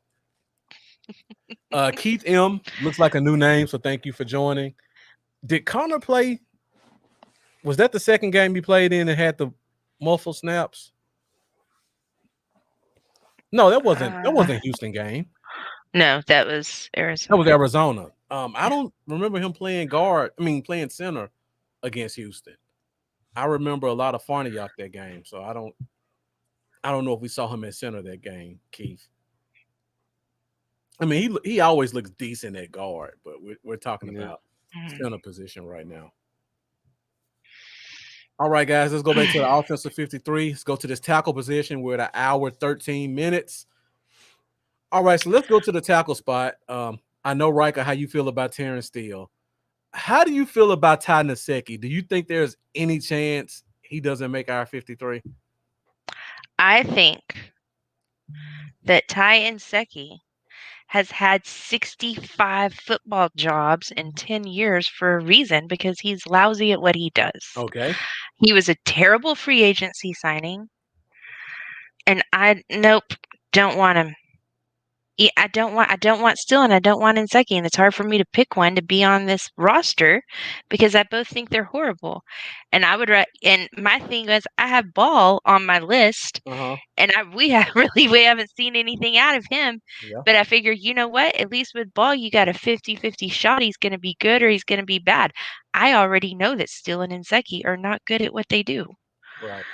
I know we've got to have one, and I guess if we're going to have one of those two, I'll take Terrence Steele. He's younger. He is younger, and he doesn't have the injury issues Nsekhe's had. And I wonder, and I don't know anything concrete. I haven't heard anything. But when you've been on that many teams in the NFL and in the arena in such a short time span, it makes me wonder if you're a locker room problem. Mm-hmm. Generally, people who have had 18 jobs in 10 years, it's for a reason. You're definitely it's for a personality disorder reason. So his resume is like a game of hot potato. I mean, he's been, he gets signed and then he gets released and then he's back to the arena, and then the arena league gets rid of him, so he goes to a different arena team, and then an NFL team picks him up, and then he's there for a month, and then he's at a different NFL team, then he's back to it's crazy. Yeah. So, yeah, I mean, I guess the Terrence Steele thing is the devil I know beats the devil I don't. I But don't especially like the devil I got, but I guess I'll keep him. as you guys do see, I did include Brandon Knight as a guard, so that lets you I know what I noticed thought that. about his performance during the preseason. Yeah. You know, interesting. Terrence Steele played left tackle for the first time that I've noticed against Houston. And he actually was the best looking backup left tackle. He was actually the best looking left tackle we had out there. Honestly. I'm not saying that to try to sway your judgment. It's crazy. He looked better at left tackle than right tackle. I don't know how to explain that. Yeah. And last year I felt bad for bad mouthing Steele so much because he was an undrafted free agent and he didn't get a preseason. Yeah. I felt kind of bad about it. But dang, he had this whole off season to, get a trainer, work with somebody. He could have gone over to Dak's house. Dak had open practice at his house every day. He could have got some work in and made some improvements. And so far through this preseason, I haven't seen that Terrence still has improved at all. And I will say this because I know a lot of us fans get caught up in that. If you've had a chance to really be around NFL players, not a lot of them really work on their craft in the offseason. Like, we all want to assume all these guys are football 24/7 and they take the offseason to get better. A lot of these guys don't. They don't. It's a miracle if they come to camp in shape. That's why you hear about so many guys that can't even pass basic conditioning tests that I could probably go out there and pass at 300 pounds right now out of shape. I think Lyle Collins learned the hard way last season about that, and he definitely got to work this off season. Exactly. That's definitely something people need to be aware of. These guys aren't just living and breathing football like we would hope them to be doing. Man, if Jerry was writing me checks, I'd be living and breathing whatever he told me to. I know. This is all about perspective. I don't know how many times I tweeted out to Jerry to give me a job for just $50,000 a year, and I'll move out there. That's good enough for me. I'm telling you, man, Cowboy Dale should make this roster. I don't see a single reason why not. He's got the sidearm throwdown. Yeah. Take that tree out, man. I can do as good as Danichi. Yeah. Hey, Matto, thank you for joining us. Appreciate it, man. Always appreciate your support. I'm Matt. Thank you. And we I'll swap talk to you tomorrow. We swap our Professor O for Geechee. Thank you for joining us, tuning in. Appreciate your support. Before we move on, I was fortunate enough, well, I guess, I had a couple of chances to talk to David Irvin before he got cut from the team. And he told me out of his own mouth he only had one offseason where he worked out at all. Wow. I was floored. I'm like, even the season he had like 8 tackles and 8 sacks in 8 games, he didn't work out that offseason. The offseason he said he worked out in was the one where he took the over-the-counter supplements and got suspended. That was the only season he ever thought he ever worked out his whole life. It's crazy because he could have been really good if he took football serious. I know. He could have been really good, man. I could tell a bunch of stories about him, but I don't want to be that guy. but you're gonna like tell me and Lamba later, right? Oh yeah, I'll let you guys know. So Connor said Keith says Connor had 22 snaps at center in the Houston game. That's a good point. If I didn't notice him, that means he had to be okay. I got that game saved. I'll definitely go back and rewatch it again to see. Yeah, Jeff was there with me. He can vouch. Jeff probably has as many David Irvin stories as I do. David Irvin, I'll leave it alone. We'll talk off the air. All right, back to the show. Going back to the offense. So now we go to the last position at wide receiver. Now, of course, I said the first 5 spots are pretty much secure. Cedric Wilson and Noah Brown have both had great off seasons. Cedric Wilson has really surprised me. I know if you guys remember, I was saying he may have a chance to not be on this team. I had to backtrack off that after the first preseason game. He looked great inside. He looked great outside. Same thing for Noah Brown. He played inside, outside as well. Had a couple of circus catches against Houston to really show he's more than just a blocker. And then we get down to these last two spots. Now, I got Malik Turner on here, but I could put an asterisk because he's going on IR more than likely. Somebody mentioned he thinks he can get cut out right. I think that was Professor O.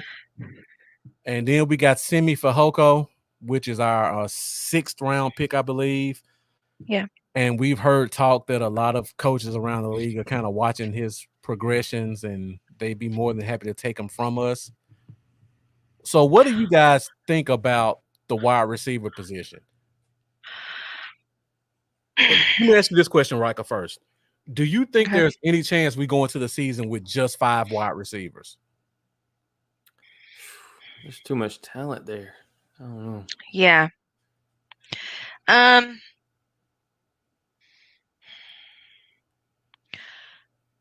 I think that there is a chance that we do, but see, I'm on the fence with Simi, and I've said a few times it may come down to this week in practice. I don't think that we've seen the best of Simi, because Simi hasn't been on the field with 4. I want to see what Simi does with Dak before I make a decision on Simi. I mean, I've watched a lot of football. I've got a pretty good football mind, but I'll be honest, I have a hard time sometimes, especially in these preseason games. I've had a hard time deciding, was that on Simi or was that on whoever was taking the snaps? That's a good point. I'd like to see Simi with 4, at least in practice. I'm pretty sure I was excited about Simi, and I'm pretty sure that he is a good wide receiver. But there's been some ugly moments in a few of these preseason games, especially in Canton. So I just want to see. I just need to see a little bit more, just one practice, and I can make up my mind. And then I'm going to say no. We're definitely going in with 6 wide receivers, and Malik Turner will be on IR, and Simi will be number 6. Okay. And in that case, when Malik comes back, I don't know. I don't know who to cut. Maybe Terrence Steele. Do you think there's a chance they just cut Malik outright and hope nobody picks him up? I don't think so. I don't think so. I think that Malik did very well, even with crappy quarterbacks. So yeah, he's looked better than Simi. We're gonna be whoever we choose back there at number 6. Is probably going to move up to number 4 or 5 next year, because I don't think that this team signs Michael Gallup. That's true. If Cedric Wilson and Noah Brown were not as talented as they are, I would be hollering to keep Gallup. Yeah. But I don't think that he's going to demand a lot of money, and we're not going to be able to pay it. I don't think that we get Gallup next year. So in that case, and for I think we want to hold on to Malik Turner, and we want to make this a kind of a tryout year for Simi. Yeah. Give him some special teams work and just kind of see what he can do. Yeah. And for the people who think we're going to get a discount on Michael Gallup, you can go look at the contract that Robbie Anderson just signed with Carolina, I believe. Massive 2 years, $29 million for a number 2 receiver he's 30 years old, I believe now. 30 years old, right? Yeah. So if he got that much, you know where Michael Gallup's. The only way that I think that we sign Michael Gallup is if Amari Cooper has more feet problems throughout this season, and it becomes clear that it's going to be a habitual injury situation. Right. And just like Coop, maybe. And CD shows that he is WR1 and makes him feel more comfortable about that too, maybe. Yeah.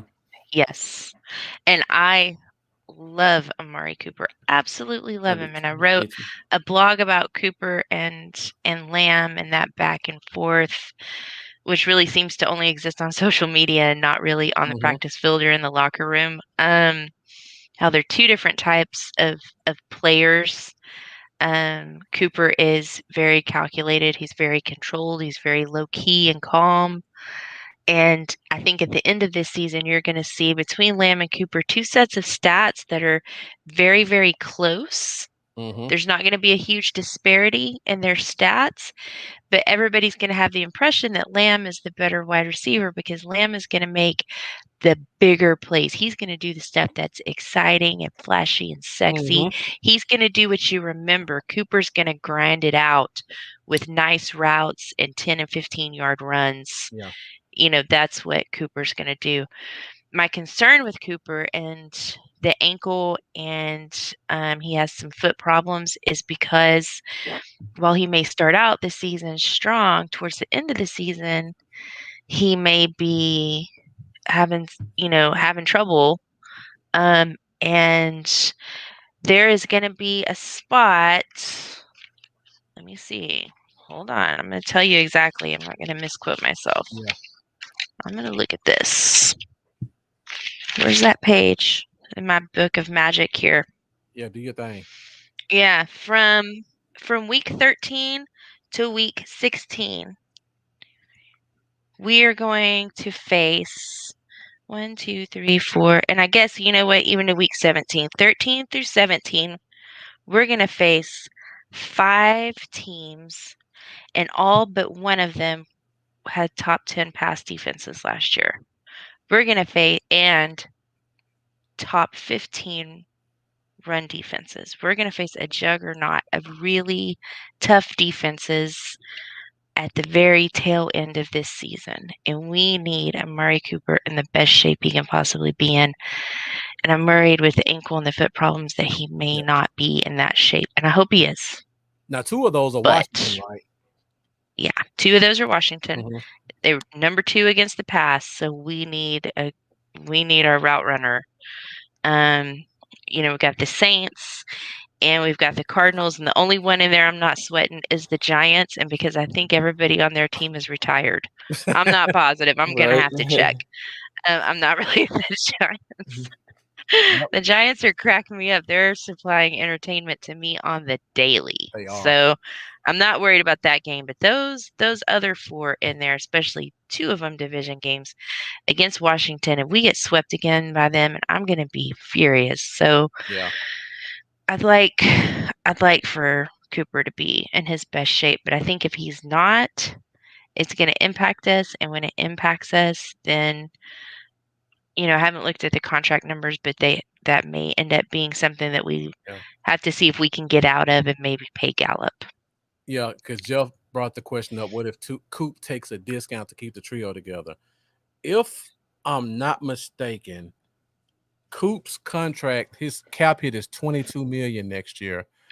And I believe if we cut him outright, we would save 12 or 14. That's without looking at it, but I'm almost certain I'm close. I think the both guarantees are this year. So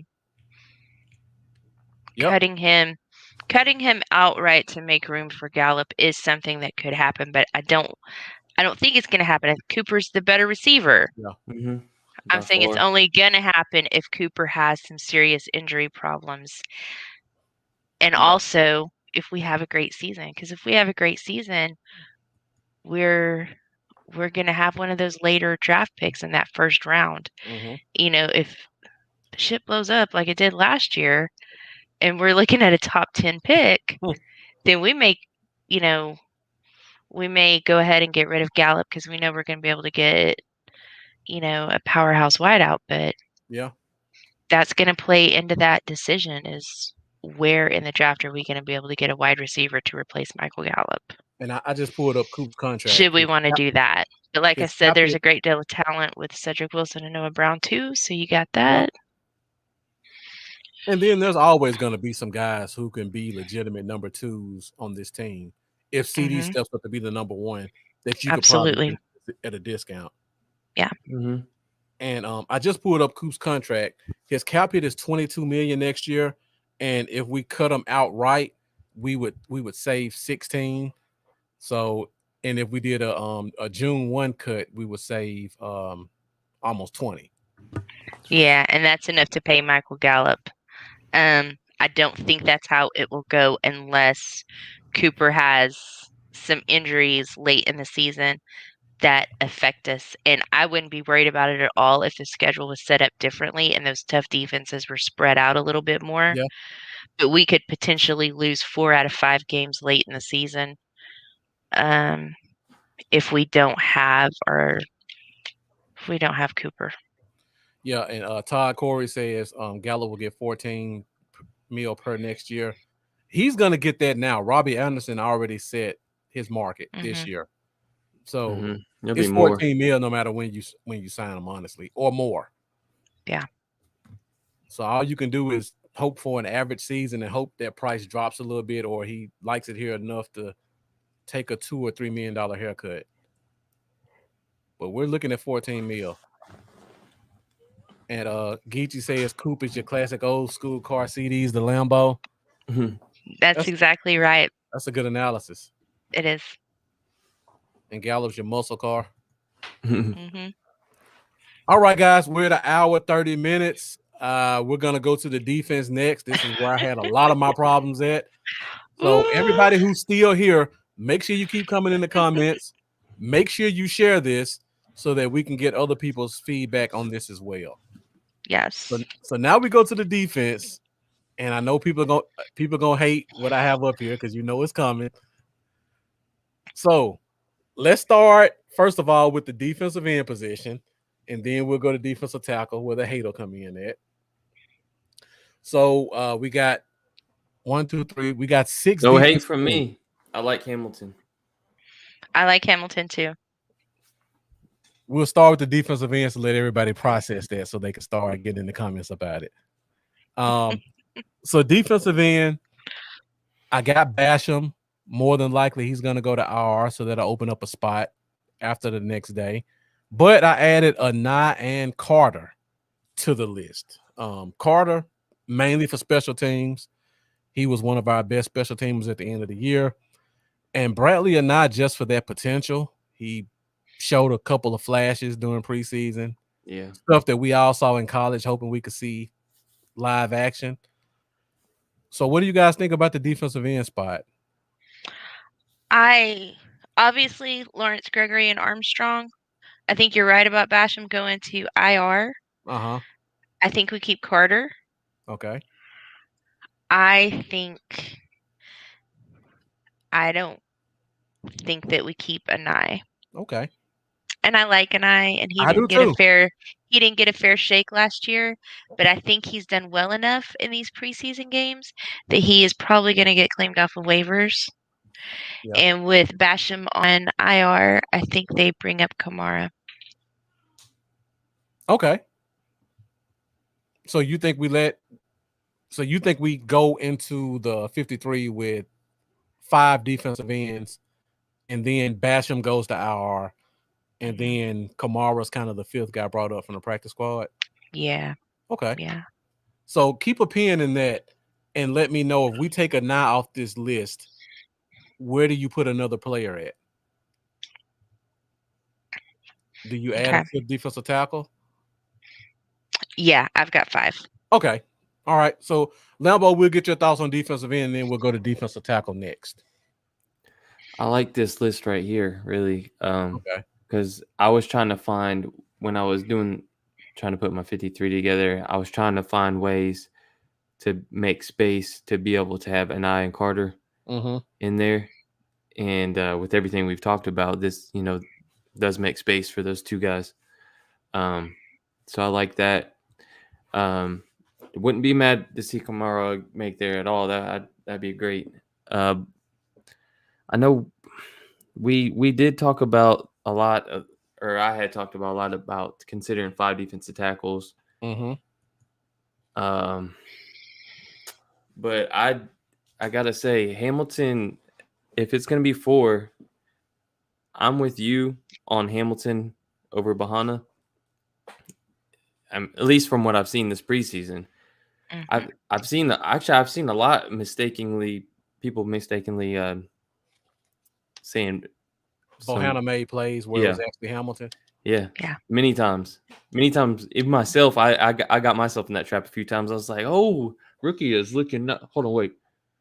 That's not Bahana, that's Hamilton. Um, he showed up. He showed up more to me. I like him over Bahana right now. Yeah, Bahana. Now the reason, and I'm with you, Rika. The reason I'm able to add a Nye in here is because I have Malik Hooker on the COVID list right now. Yeah. So if Hooker was here, that would be the spot I would take a position from, and it would be a Nye. Carter showed me enough as well, and Carter gives you so much more on special teams. He showed it last year. I did a special team show about a month ago, and I pointed out the fact that when I looked at the games, Bradley and I played like 20% of special teams the first 4 weeks.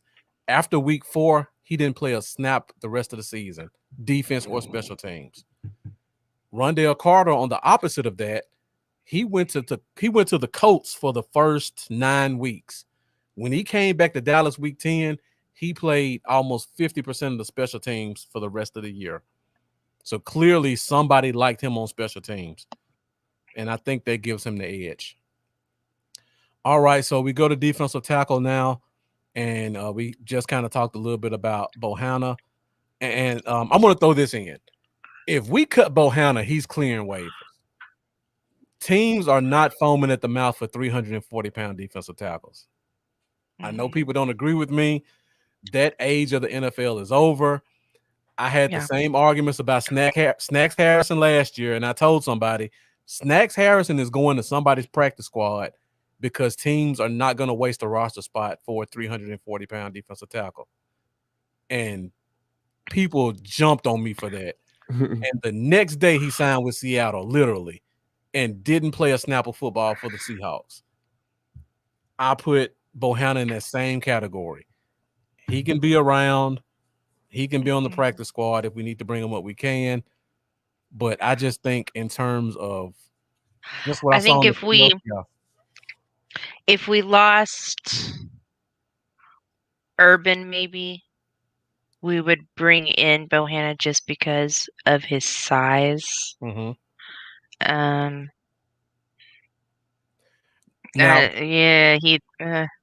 Bohanna can go to the practice squad. He can stay over there.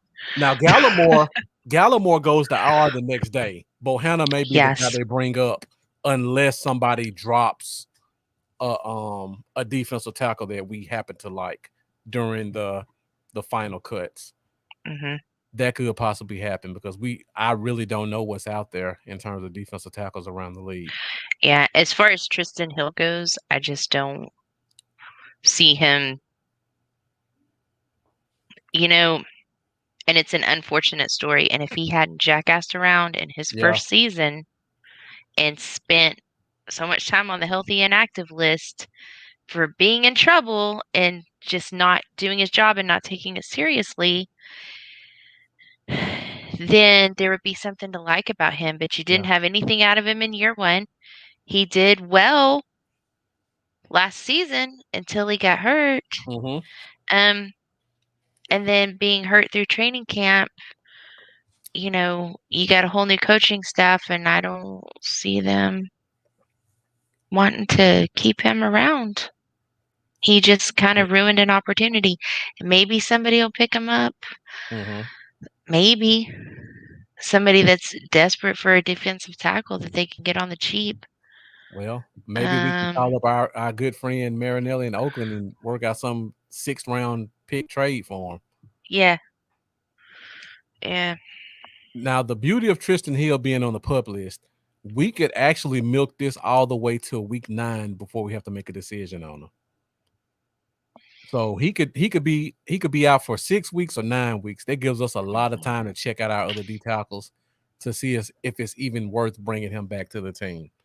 Right, because Watkins has surprised me. That was another free agency signing that I didn't like, because I'm like, you know what? You got the 31st worst ranked run defense, and you need some defensive tackles. So who do you go sign? You go sign the guy that the 32nd ranked run defense didn't want. That doesn't make any sense. It makes perfect sense, right? Perfect sense. But he's, I don't think he's great, but he is better than what I had expected him to be. Right now, though, Hamilton and and Osa Odigizua just are, running my life. I love them. Yeah. They're the best. They're my favorites. Mine too. I feel about Osa like Mike McCarthy feels about Ben DiNucci. DiNucci. He can do no wrong. That's right. I just like saying Odigizua. Odigizua. It's fun, right? Yep. And Todd, I see your comment. We'll get to that when we get to safeties. All right, so we go to linebackers. Rika, I don't remember exactly what you had, but I believe you had Francis, but no, you had Gifford as a 6th linebacker, if I'm not mistaken. Is that right? Yeah. I had Gifford too. I had Gifford there. For some, for special teams along with Cox probably, and in the event that we lose Leighton Vander Esch, because I figured it's gonna happen more likely than not. You mean the likelihood? Yeah, it's very likely to happen. Yeah. So, Lambo, you had Gifford on your list for the same reason. You think you need somebody for special teams and to fill in for Leighton? Yeah, basically. Just a little bit extra depth. I still liked his potential. I finally got to see him play in the preseason a little bit, which was nice. Jack, I'm not taking the bait.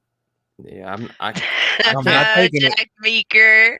I don't remember where I went short to make that happen, but yeah, let me see if I can pull it up real quick. It was somewhere, but not sure. 1, 2, 3, 4, 5, 6, 7. You only had you only had 3 safeties. I'm sorry. That's where you went short at. Okay. That's because I knew. Well, Mukwamo didn't count towards the list, though, does he? Or does he have to count towards the list? If he's back, he does. Okay. I know that's what I was thinking initially when I did it, is Mukwamo wasn't going to have to count towards the list. If he is counting, then yeah, scratch Gifford. Yeah, Mendoza is always kind of bashing him as a linebacker, so he thinks that's where you get the 6th linebacker from. All right, so now we go to the safety position, and this one and corner were very difficult for me. We talk about this quite a bit. So we talked about why Malik Hooker's not here. He'll be here after the 53. But as of right now, that opens up another spot. And I just had to find a way to slide Mukwamo in here. Like, the kid has shown me so much playing nickel corner, free safety, strong safety, special teams. He just looks too good to pass up on, even though he technically gives you the same thing Curse gives you. So, Rika, what does your safety position look like? And I know you probably had Hooker in there before all the COVID stuff came up. Yeah. I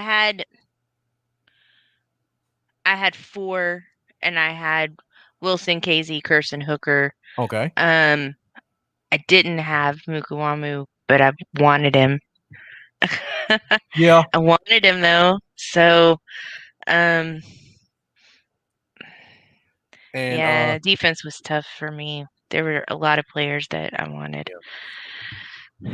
So Todd, Corey, I'll go back to your question. I hope Dallas moves on from Thompson. This morning, I agree, Todd. I actually had Thompson on my list. I had 5 safeties, and I took a nine off. But then I talked to my guy Jeff, and he brought up the point.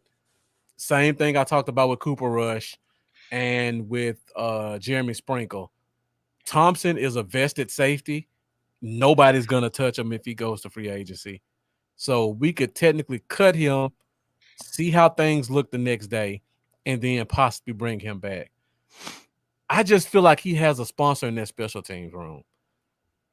He's getting way too many chances to play on defense and be out there to not make this roster unless one of these guys like a Curse really steps up and fills his spot on special teams. See, I've been wondering, guys, if maybe I'm just a little bit jaded against Thompson, because I felt like last year when we weren't getting the views of training camp, we weren't seeing what was going on, but Nolan and company had come out, oh, Darian Thompson, he's going to have a breakout year. He's going to be so good. And I was expecting to see something so exciting. And then all I saw was a big pile of garbage.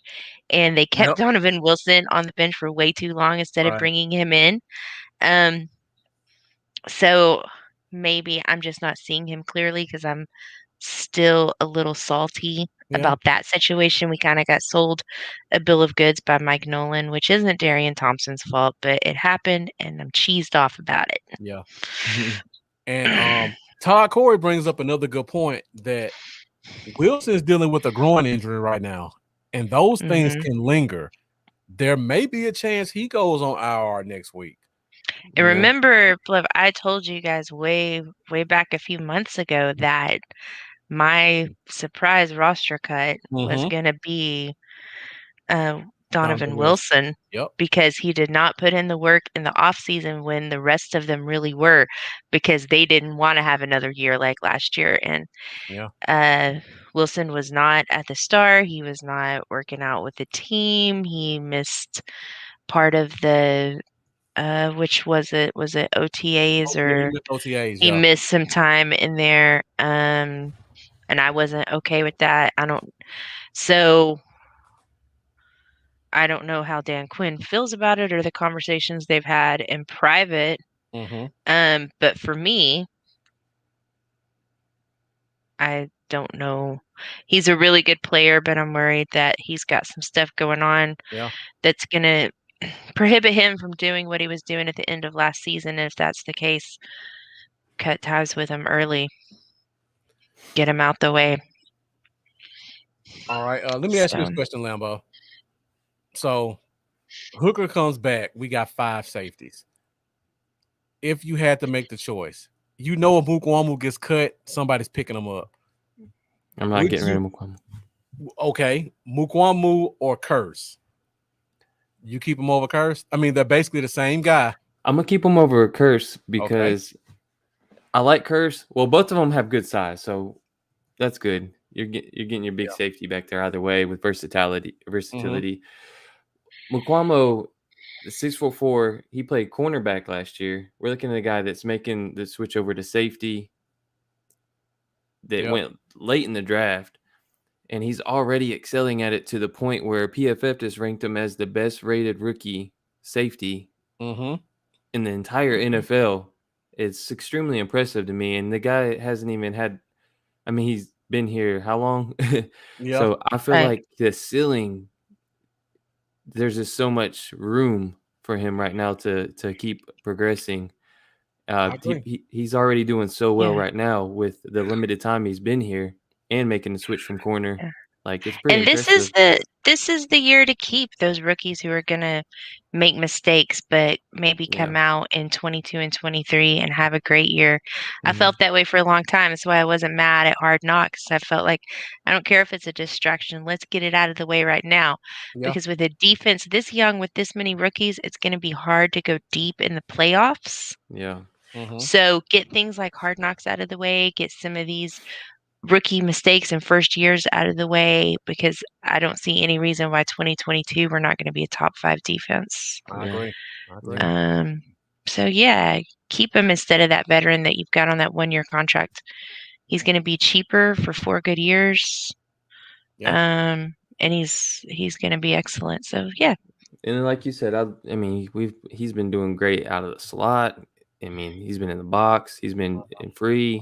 Like, he's So you're going to get more mistakes out of him this year than you would have out of Curse, but then that's going to pay off for you in the coming 4 years. Yeah, he could be our starter next year. Whereas you may not have Curse the next 4 years. You may not be able to afford to keep him. That's true, because Curse only has like 100,000 guaranteed. So that's in NFL money. That's basically nothing. And he grew up a Cowboys fan, so like it's a good story. I like it. And Jack Mika says make Cox a rover. Wilson has to go on IR. We've had that debate before. I would consider playing him a little bit, but not like a rover. Maybe curl flat type stuff, but yeah. And Todd Corey says Wilson's style is violent in nature. It's like a missile that's good and bad. Definitely when you talk about injuries. that can be bad. And Todd Corey also says Fossil loves Thompson. He does contribute on special teams, but a liability in coverage. Like I talk about all the time, special teams is very important to these guys. Yeah, Kinda and like when Bones is gonna have to make a choice, you know, he's Mhm. the way I see it. You can have Thompson or you can have Goodwin, but you can't have both. I was exactly what it was. I was that was exactly what I was gonna say. I was gonna say we already got one of those with Goodwin. It's not Yeah. good in Right. coverage, but it's great on special teams. hmm Because I just think every special teams coach gets 5 guys. Like these are your 5 that you ride with nonstop. I think you got Goodwin. I think you got Brown. I think you got Armstrong. Those are 3.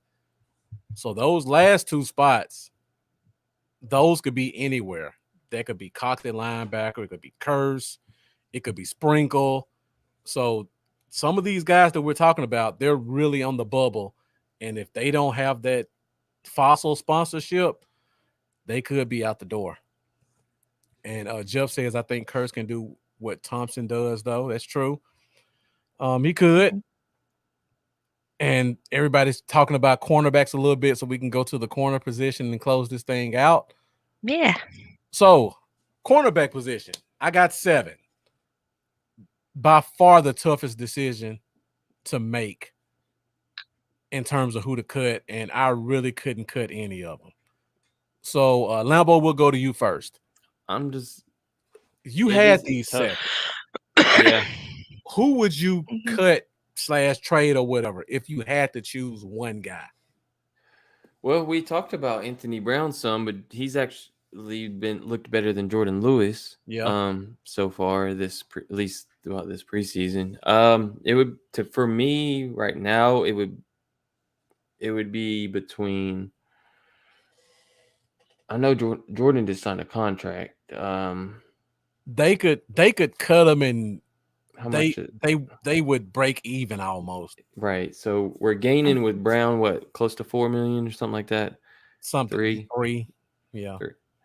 So it just depends on how they look at it. I'm like between the two of them really. Yep. If I'm getting rid of one, it's between those two.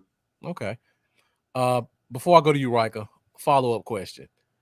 If you had to choose between one of these corners or Mukwamu, are you cutting a corner or are you cutting Mukwamu?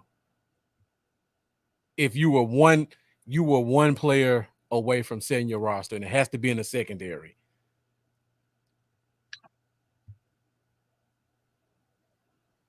Lambo, what you got? I know it's a tough decision. Oh, I'm Brown's out of here. I'm gonna save me Okay. 3 million ish, and I'm gonna have my safety of the future, and I'm not gonna lose anything when Brown's gone because there's a capable young guy in there that's gonna play the same level he's playing anyway. So now, Rika, I believe if I'm not mistaken, on your 53, you had Goodwin cut. Am I right? I did. Okay, I did have Goodwin cut because I wanted to make room over on my defensive end list for Rondell Carter. Mm-hmm. And I felt like Rondell Carter was a better value than Goodwin because Carter can also play. He can give you some pass rush. He can play. Yeah, he can play defensive tackle too. Yeah, he can. Good point. And he plays special teams. Mm-hmm. So that's going to be the better value than CJ Goodwin, who only plays special teams as a corner. True. That's all he does. However, I agree with Limbo in that if you were going to cut one of these guys that's on your list right now, Anthony Brown is the one I would cut. And my thoughts on Anthony Brown have been, and since the draft, that he would start this season, but he would not be the starter by the end of the season.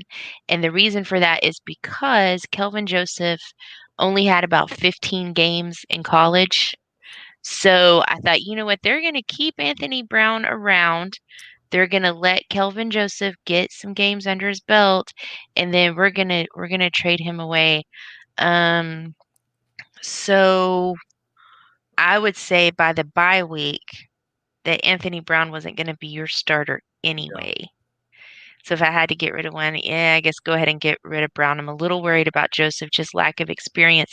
Mm-hmm. But I don't mind that too much because I felt like from the beginning that if Kelvin Joseph had more games in college than what he did, that he would have been in that first round draft talk with Sertan and JC, and we probably wouldn't have got him. I think we got him when we did because of the lack of experience. So, you take a discount there. Yeah. And Teflon Breeze says AB is Jason Voorhees. He just keeps coming back. He's right. Yeah. Yeah, and for you guys that follow the Cowboy Zone, I said this back in like April or May. Because he's got a chip on his shoulder. If Anthony Brown would just look back. Don't he? That's all he's got to do. That's all that I don't like about him. If he would just look back every once in a while, I would feel differently about Anthony Brown, but he's had a long time to figure out how to turn his head, and he doesn't do it. So. Was it him that tattooed the chip on his shoulder? It was Brown, wasn't it? Yeah. That was I don't know why I think it's working because he ain't going nowhere. Yeah. But yeah, for the people who follow the Cowboy Zone, I said this in May. The only way Brown stays on this team is if he's our number 2. If he's anything lower than that, there's no reason to justify keeping him. And they've kept him at number 2 corner pretty much the whole offseason. So I think it's going to be hard to get rid of him. I'm right there with you guys, though. I think he's a progress stopper, like somebody said in the comments. Dallas has historically played young corners early, going back to Dwayne Goodrich, even though he got in a bunch of trouble. He started the season off. Go back to Anthony Brown as a 6th round pick in 2016. The guys we took in 2017, Trayvon Diggs last year. Young corners play on this team. And I just feel like at some point, I don't think it's going to be the bye week, Rika. I think week 2, you're going to see a lot of boss man. Okay. Yeah. Or that right. Works for me. I'm glad. I like that. Yeah, Taiwan. I absolutely like that. Yeah. But I figured back then, I thought Joseph's going to be tough because he doesn't have a lot of game experience. So it's going to be a situation probably where Brown starts. He's the starter at the beginning of the season, but he loses that starter by midseason. And Todd Corey makes a good I didn't expect Wright, though, to be as good as he is. I was really cheesed off about that Wright pick. I was having a meltdown. I was too. I think the neighbors probably thought there was something wrong with me. I mean, I was losing my mind over that Wright pick. But now I'm like, oh yeah, Nahshon Wright, love that guy. Yeah, same here. Yeah. And Todd Corey says Wright would make more plays than Brown. Wright definitely has a knack for getting his hands on the ball, which is something Brown doesn't. Risky, but at least you're moving forward. Right. Exactly. And this is the year to risk that stuff, like I said, because I think that we can win this division easily, but this defense is so young, it's going to be tough to get deep in the playoffs. So let's go ahead and risk and get some experience under their belts. Because, and I was listening just 8 days ago to Barry Church, and he said that he thinks that this defense by the end of the season is going to be top 5. I don't know. I hate to disagree with Barry Church, but man, I don't think he's seeing that right. He's drinking that Cowboys podcasters Kool-Aid because he's. I think we'll finish this 12. Defense, that's what I thought. I had us like 12 to 16 in that range, and I was going to be really happy with that. Top 5? Dang. I don't know about that. I think all we got to be is middle of the pack to have a great season. I think you're right. I think you're absolutely with a right. Healthy Dak, that is. Yeah. Jack Meeker with the early prediction. And that's a good point because I was just about to say torched by Brady bench week 2. I like that, Jack. Yeah. You could say Wright could probably go out there and give up 7 catches for 100 yards. There's nothing I've seen from Brown that says he's not as likely to do the same thing. But at least I know Wright has the ability to get his hands on the ball and make a play on it. I haven't seen Wright with that ability yet. Yeah. So, yeah, and Mendoza says Wright with an offseason to bulk up and learn. Again, young corners get early shots in Dallas. I wouldn't be shocked to see Wright leapfrog Boss Man and Brown. It's just one of those things. You just never know who it's going to be, but one of these young guys is going to definitely get an early opportunity, in my opinion.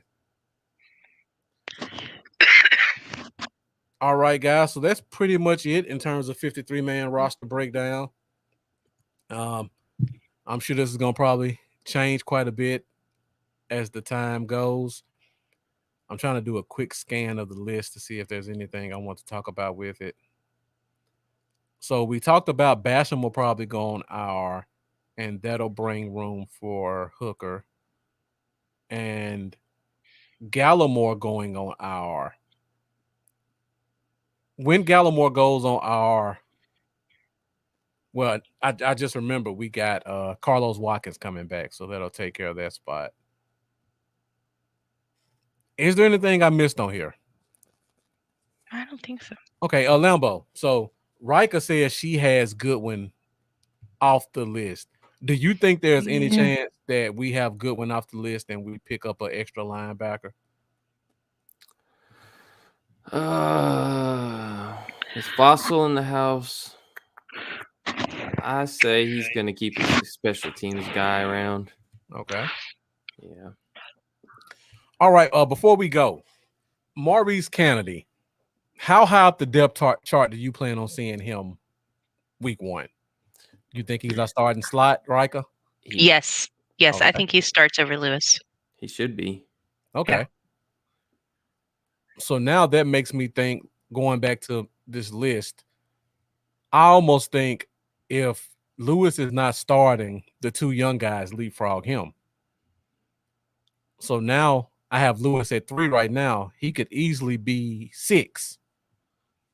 So if that's the case, is it worth letting him go and just breaking even on the salary, or keeping him around at $4 million? Well, like Rika said earlier, with the quarterback situation and the COVID stuff, and I mean, it's just springing up on people out of nowhere. And you work in these position groups and practices around the other cornerbacks. One of them gets it. Next thing you know, 2 of them got it. That I would keep the depth. That's true. Because we don't want to see Goodwin on defense as much as we love him on special. Yeah. Right. And another interesting note, do we have any other corners on the team other than these 7? Because I can't think of another corner I've seen in a game other than these 7 corners. I feel like I've seen someone. I can't remember the name. It was is it Robinson? The other Robinson? Rashard Robinson? Yeah. Is he a safety? I think Rashard Robinson's a safety. Yeah, I think they moved him to safety. So, yeah, if that's the case, I can't even think of another corner I've seen in a preseason game. So we don't even have guys on the practice squad right now.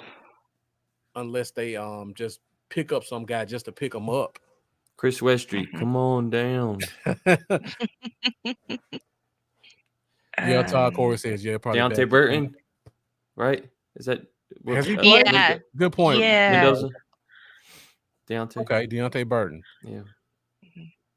But I think if we got 16. Yeah, Rashard Robinson was cut. Yeah. And it was Reggie that they've got on IR. Is that right? Mm-hmm. And I think he's a stash. Oh, yeah, definitely. So, okay. I keep getting those Robinsons confused. Yeah, I do too. I don't talk about them a whole lot because I'm always afraid I'm going to say the wrong thing because I keep getting them confused. That injury might have saved Reggie. Yeah. All right. Before we go, we're right at 2 hours. And Rika, thank you so much for your time. I really appreciate it. Thank you guys for having me. I enjoyed it. Yeah. It was fun. I appreciate Lambo, my internet went out the first 3 minutes and Rika completely carried the show talking about hard. Oh, really? Yeah. Oh, man. I had to completely mute myself and it was bad. Before we go, I could see you the whole time though, so I didn't know that I was carrying the show. If I had known, I would have flipped out. I would have been sitting here staring at the camera, probably like a tear streaming down my face. You were doing totally terrified. Job. You were doing such a great job talking about Hard Knocks. You didn't even notice my mic was muted at the time. No, I didn't even notice. So before we go, everybody always talks about there's no way this guy clears waivers. But we know you're going to have upwards of 800 players in NFL in waivers at one time. So going back to the list, if you had to choose a guy from offense and defense that we have up here that you think we all think won't clear waivers, but there's a good chance they could, who's the guy on defense right now that you think we could possibly cut and he clear waivers to go to the practice squad? Bradley and I. Okay. I was gonna say Anai or Carter. Okay.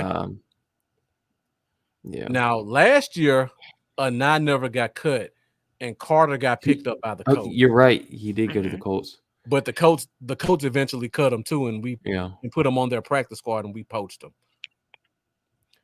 So, you guys both go to the defensive end spots and think one of those two guys. Yeah, I think it's Bradley and I, just because the only really thing that anybody has to see from him is what he's done in this preseason, which hasn't been bad. Yeah, but he wasn't a standout like Carter, so I think he's going to get overlooked because Mike Nolan played the favorites game last year. What about Hamilton? You think there's any chance he could slide through? Because he's played pretty good this preseason. You know, that's kind of where I was leaning, because I don't think teams value nose tackles like they used to, and Hamilton's shaped like a box. Yeah. So he's not really one of those guys that kind of stands out that says, I got to have him on my team. I feel like and I'm valuing him because I'm comparing him to Bohanna, but I mean, other teams aren't going to be comparing him to Bohanna the way that I am. So yeah, you could be really right about that. I mean, I think both of them could get cut and clear waivers, honestly, but they'll be the two best options for getting through to the practice squad. If I had to choose between the two, I would far more likely keep Hamilton and take the chance on Bohanna, because Bohanna didn't show me he can two gap like Hamilton did in games. So I wouldn't want to take the chance. And Jeff says Anai or Hamilton as well. And Todd Corey saying thank you for your work. Man, thank you for joining us. Yeah, you gave some great comments. This is my first time seeing you, so I'm sure you're probably already a fan of Rika and you're tuning in to watch her. So thank you for joining us, and be sure to come back. Make sure you subscribe. All right, let's go to the offensive side before we go. Same thing. We got a bunch of guys up here. And I'm pretty sure we're probably all going to go to wide receiver or offensive line. Is there a player up here that people think there's no way he clears waivers, and there's a pretty good chance he probably will, and we're just kind of wearing our fan goggles a little bit? I feel like, and it's probably the other way around with most people. I think most people would say Simi, but I'm going to say Malik Turner, I think, could clear waivers, even though he's played very well this preseason. Simi's a rookie, fifth round pick, 6'4", 220 something pounds. I mean, I feel like there's probably teams that still have him fresh on their mind from the draft process. And that's what would kind of make it click and make it harder for him to get through.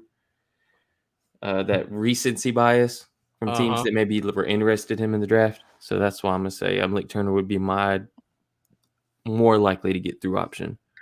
I think so too, and the injury may turn people off of Turner. So yeah, Malik Turner. Okay. Yeah, I think we're all on the same page then. I see Jeff says Turner or Steele.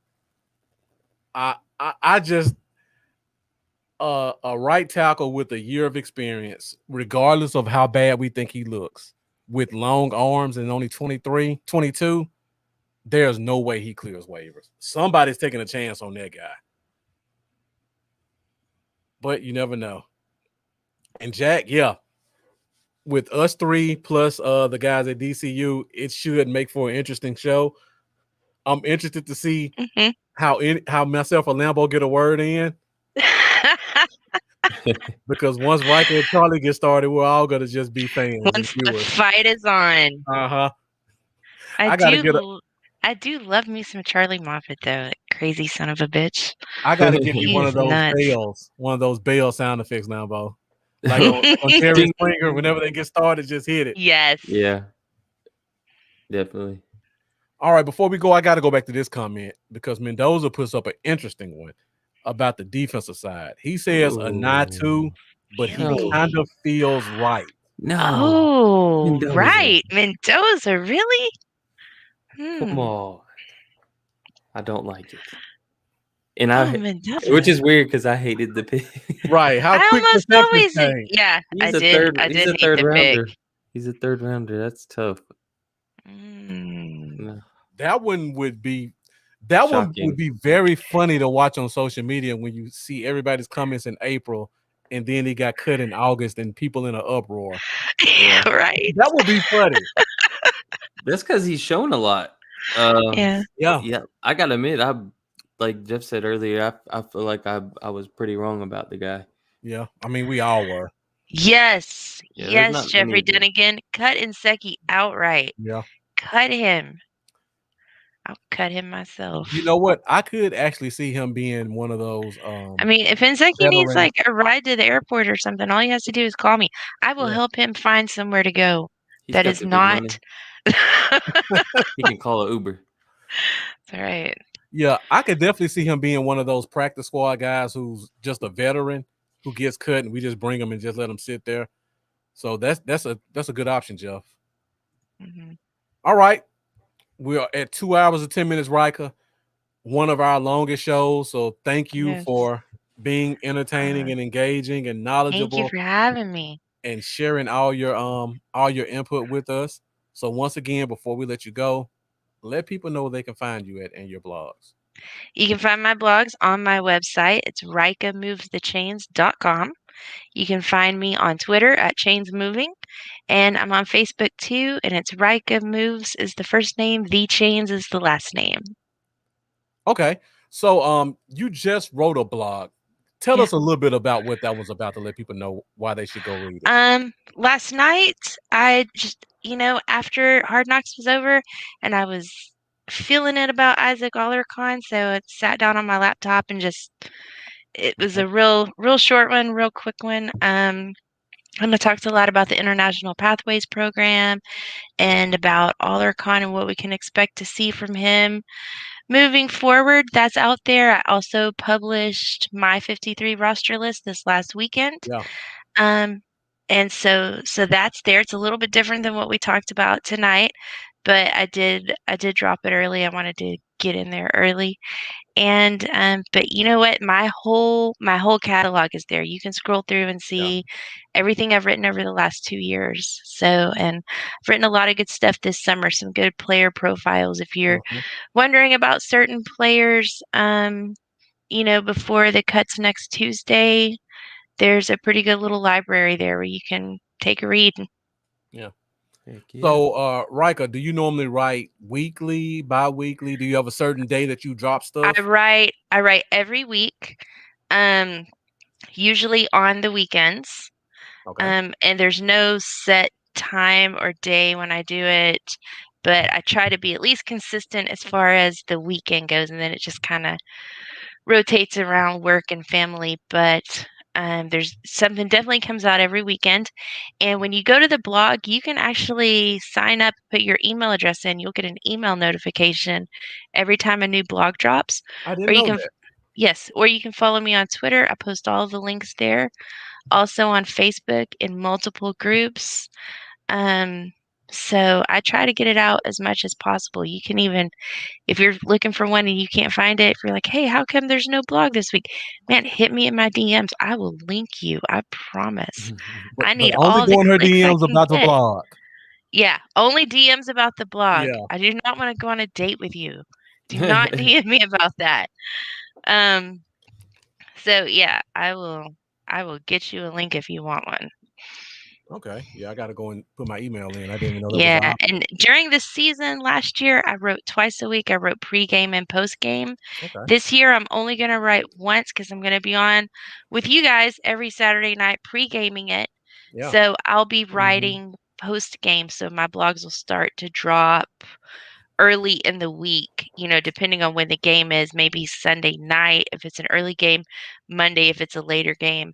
And then you'll get my pregame thoughts live on YouTube Saturday nights at 8 o'clock. All right.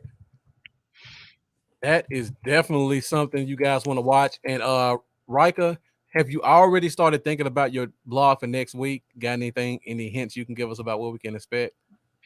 Um, the blog for next week, probably, I'm definitely going to talk a little bit about Jacksonville. I'm going to touch more on the 53-man roster. Um, if any players stand out to me in that Jacksonville game that I haven't already profiled, I'll definitely work on that. That seems to be kind of fan favorites is when I take one player and really focus in on them.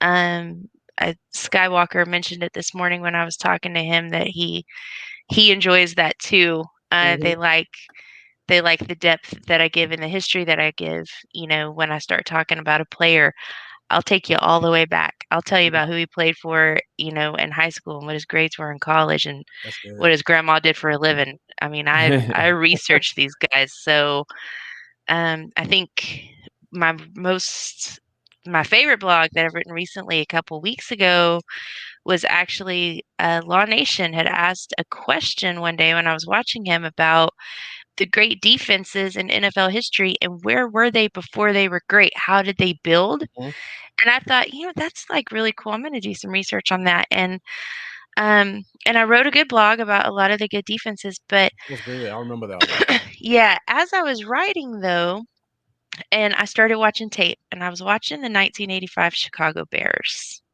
And as I was watching those guys, and I was thinking back to Marcus, the conversation that we had in a DM, and we were looking at a play in the Hall of Fame game where Parsons was, you know, on the screen. He was at the top of the screen, and we were trying to figure out what was he, you know, what was he playing? Is he strong safety? Is he will? What's he doing up there? But as I was watching it, and at this point, I'd already watched the Arizona game, I'd already watched the Hall of Fame game, and I'm watching these 1985 Chicago Bears tapes. And guys, I would suggest that everybody go back and watch some of that because I think, and I need to start watching the season to be sure, I think that Dan Quinn is drawing inspiration from that 46 defense. Yeah. It is blitz heavy, and the way that they're lining up, the offense doesn't know who's covering what gap. And I saw it's not exact, but I saw a lot of similarities, a lot of comparisons there. Yeah. So it's gonna be interesting to see how that works out. That is nice. Definitely interesting. Yeah. And I was just about to highlight that one, Jeff. On Cowboy Dale, that's a great idea. The origin of Cowboy Dale has only been in existence like 2 years though. From parts unknown. Yeah. You can write a story about where yeah, but Brandon, we can make up Cowboy Dale's backstory. That's true. Yeah, we're gonna do that. You know what, Jeffrey Dunnigan, I got you. Yeah. I got you. There will be a profile on Cowboy Dale coming your way, I promise. Cowboy Zone exclusive. Get the backstory of Cowboy Dale. And maybe we can get Cowboy Dale to do a some type of video related to the backstory. Yeah. Yes. Definitely. All right, guys. Well, I think that's pretty much all we got. So before we go, Lambo, let the people know where they can find you at. Will do. And before I do, I'd seen something that Bobby Belt said, and it made me kind of sad, but I thought I'd bring it up. 5 years ago today, Romo handed off to Zeke for the first and only time. Today, 5 years ago. Cool. Still up 9. All right. Y'all can hit me up at Cowboys Y'all Everything. Facebook, Instagram, Twitter, YouTube, Patreon. Most important, though, is YouTube. Really trying to get the YouTube going. I'm at 620 subscribers. It's a long way to 1,000. Seems like it's going to take me the rest of my life to get there.